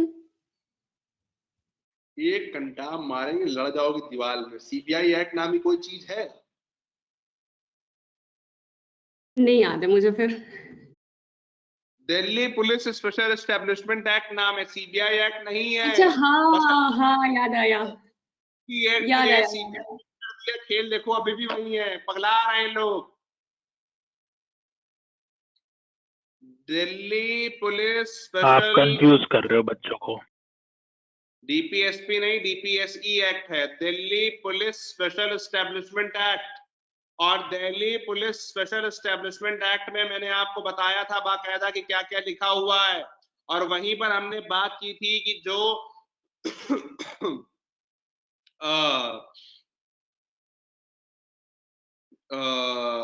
जो स्टेट्स हैं आपके, उन्होंने जो कंसेंट नहीं दे रखी है, ठीक है ना, तो सीधे सीधे डायरेक्ट सवाल वहां से बन रहा है उस क्लास से, ठीक। उसके बाद question number 12, this is on polity, NHRC पर सवाल है जिसको हम लोग पॉलिटी में करेंगे, अभी हमने नहीं करा है। क्वेश्चन नंबर 12 हम पॉलिटी में करेंगे, एनएचआरसी हमने नहीं करा है अभी। 13, analyse the distinguishing features of notion of right to equality. ये आप वैसे कह सकते हो कि हम पॉलिटी में करेंगे और करेंगे भी, लेकिन जिन लोगों ने प्रियम्बल वाली सीरीज देखी होगी उनको याद होगा। प्रियम्बल में जब मैं इक्वलिटी की बात कर रहा हूं तो मैं इक्वलिटी को मैंने बहुत डिटेल में समझाया है, और मैंने समझाया है कि हमारे लिए जो नोशन ऑफ इक्वलिटी है वो एब्सोल्यूट इक्वलिटी से आगे है। हम आर्टिकल 14 वाली equality, equality before law and equal protection of law दोनों ला रहे हैं। हम इसीलिए पॉजिटिव डिस्क्रिमिनेशन की बात कर रहे हैं। ये हमारी राइट टू इक्वलिटी, हमारी राइट टू इक्वलिटी में दोनों फैसेट हैं, पॉजिटिव और निगेटिव, दोनों फैसेट हमारे हैं, ठीक। हालांकि डिटेल में चर्चा हम लोग करेंगे जब हम लोग पॉलिटी पढ़ेंगे। क्वेश्चन नंबर 14 कितने लोग को याद है? जब मैं उस दिन जीके वाली क्लास ले रहा था आपकी, जुडिशरी और एग्जीक्यूटिव और लेजिस्लेचर वाली, उसमें मैंने आपको आर्टिकल पढ़ाए थे कुछ कुछ, कि कैसे आपकी लेजिस्लेटिव काउंसिल्स बनती हैं, अबॉलिश होती हैं, याद है नहीं याद है?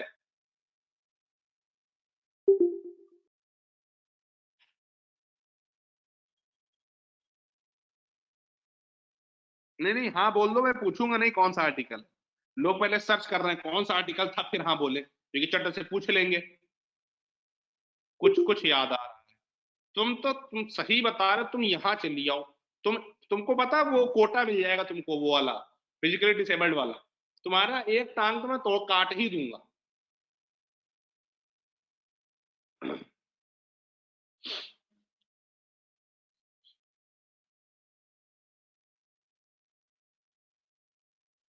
ठीक, तो क्वेश्चन नंबर 14 वहां से है। फिर 15 अगेन 2021 वाले लोग पूरा याद होगा आपको, department led parliamentary standing committee. अब बाकायदा हमने वो जो किताब थी पार्लियामेंट वाली उससे स्टैंडिंग कमेटी प्रॉपर करी थी, ठीक है ना, तो वो ध्यान रखिए, ठीक है। 22 वाले जो है ये हमें आगे करना है। सबसे सही सवाल, सबसे अच्छा सवाल क्वेश्चन नंबर 16, ठीक, जरा पढ़िए 16। How digital illiteracy, particularly in rural areas, coupled with lack of information and communication accessibility, hinders socio-economic development, examine with justification. सुनना, यहां ये शब्द लिखा हुआ है एग्जामिन, तो पहले क्या करना है? पहले क्या करना है, ठीक है। पहले आपको ये बताना है जो मैंने आपको शेड्यूल 11 बताया था कि भाई ये चीजें हैं और हमारे यहाँ पर डिजिटल प्रॉब्लम होने की वजह से ये समस्याएं हो रही हैं। फिर आपको एक बड़ा अच्छा कमबैक करना है, और वो कमबैक कैसा होना चाहिए? वो कमबैक होना चाहिए जिसमें आप लिखोगे पीएम वाणी, जिसमें आप लिखोगे NOFN, जिसमें आप लिखोगे कि भाई हम लोग जो है जो पब्लिक स्पेसेस में वाईफाई दे रहे हैं, हम जो नॉलेज इकॉनमी बना रहे हैं, हमारा जो डिजिटल इंडिया कैंपेन चल रहा है, वो सारी चीजें, ठीक। लेकिन आपको ये भी बताना है उसके साथ साथ में कि भाई फार्मर्स में जो इतनी अवेयरनेस है अभी कि हम ऑनलाइन कैसे बेचेंगे, ये इसका मतलब अभी हमारा डिजिटल, मतलब हम डिजिटली उतने ज्यादा इक्विप नहीं हुए हैं, या डिजिटल रेवोल्यूशन या डिजिटल चीजें हमारे यहाँ उतनी इंट्रेंच्ड अभी तक नहीं हो पाई, ठीक है ना, तो वो ध्यान रखिएगा। क्वेश्चन नंबर 16 पूरा का पूरा स्पेस एचजी पर बना हुआ सवाल है, ठीक है। फिर क्वेश्चन नंबर 17, कुछ बताना नहीं है। कितने लोगों को ये ध्यान है, अभी कल ही वाली विमेन रिलेटेड वाली डिबेट है ये, जो कल हमने डिबेट पढ़ी थी विमेन रिलेटेड इश्यूज वाली, वही डिबेट है ये। और SDG है आपका रिड्यूसिंग वुमेन इक्वेलिटी वाला। क्यों? वो बोल क्या रहे हैं? Apart from women education and women empowerment schemes, what intervention can change this milieu, ठीक। यानी कि एजुकेशन और स्कीम के आगे जो साइकोलॉजिकल चीजें हैं, अब उन्हें भी आपको तोड़ना, चेंज करना होगा, अपने कल्चर पर वापस जाना होगा, जो कल इन लोगों का जवाब था। सीधे सीधे डिबेट से सवाल है। उसके बाद question number 18, civil society non governmental organisation present an alternative model of public service delivery to benefit the common citizen. Covid के दौरान जो बहुत सारे NGOs या बहुत सारे सिविल सोसाइटी ग्रुप्स ये कर रहे थे, उस पर सवाल है। लेकिन उसके साथ साथ में आपने ये भी देखा था इंटरनल सिक्योरिटी में कि they are also a challenge in themselves, अगर उन्हें सही से यूज ना किया जाए तो, ठीक है ना। तो क्वेश्चन नंबर 18 जो है वो, उसमें आपको दोनों तरह की चीजें लिखनी है, ठीक है, कि भैया हाँ ये एक बहुत बड़ी अपॉर्चुनिटी है, आप नीति आयोग का NGO दर्पण पोर्टल बताइए, ठीक है ना, और उसके बाद बताइए जो बेस्ट प्रैक्टिसेस हैं आपकी, और फिर आप बताइए कि नहीं ये चैलेंजेस हैं जो इंटरनल सिक्योरिटी में आपने ऑलरेडी पढ़ रखे हैं NGOs के, ठीक। उसके बाद संघाई कोऑपरेशन ऑर्गेनाइजेशन पर सवाल है, बहुत आसान सा सवाल है, नोट्स बन रखे हैं आपके, सब कुछ हो रखा है। और यहाँ पर इंडो पैसिफिक पर सवाल है, सेम चीज यहाँ पर भी, नोट्स बन रखे हैं, कुछ करना नहीं है आपको, उठा करके चेप देना, ठीक। तो कहने का मतलब क्या है कि ये आपका पेपर 1 2 3 4 है। अभी आपने जो चीजें नहीं करी हैं उनको छोड़ करके, और 21 वालों के लिए तो मतलब 21 वालों, is there any one question, any single question that you have not read? People from folks from 2021? No. ठीक, तो नो सर। कहने का मतलब ये है भैया, ठीक, कि बस पढ़ लिख लो थोड़ा बहुत, काम आ जाएगा जिंदगी में, ठीक है। चलिए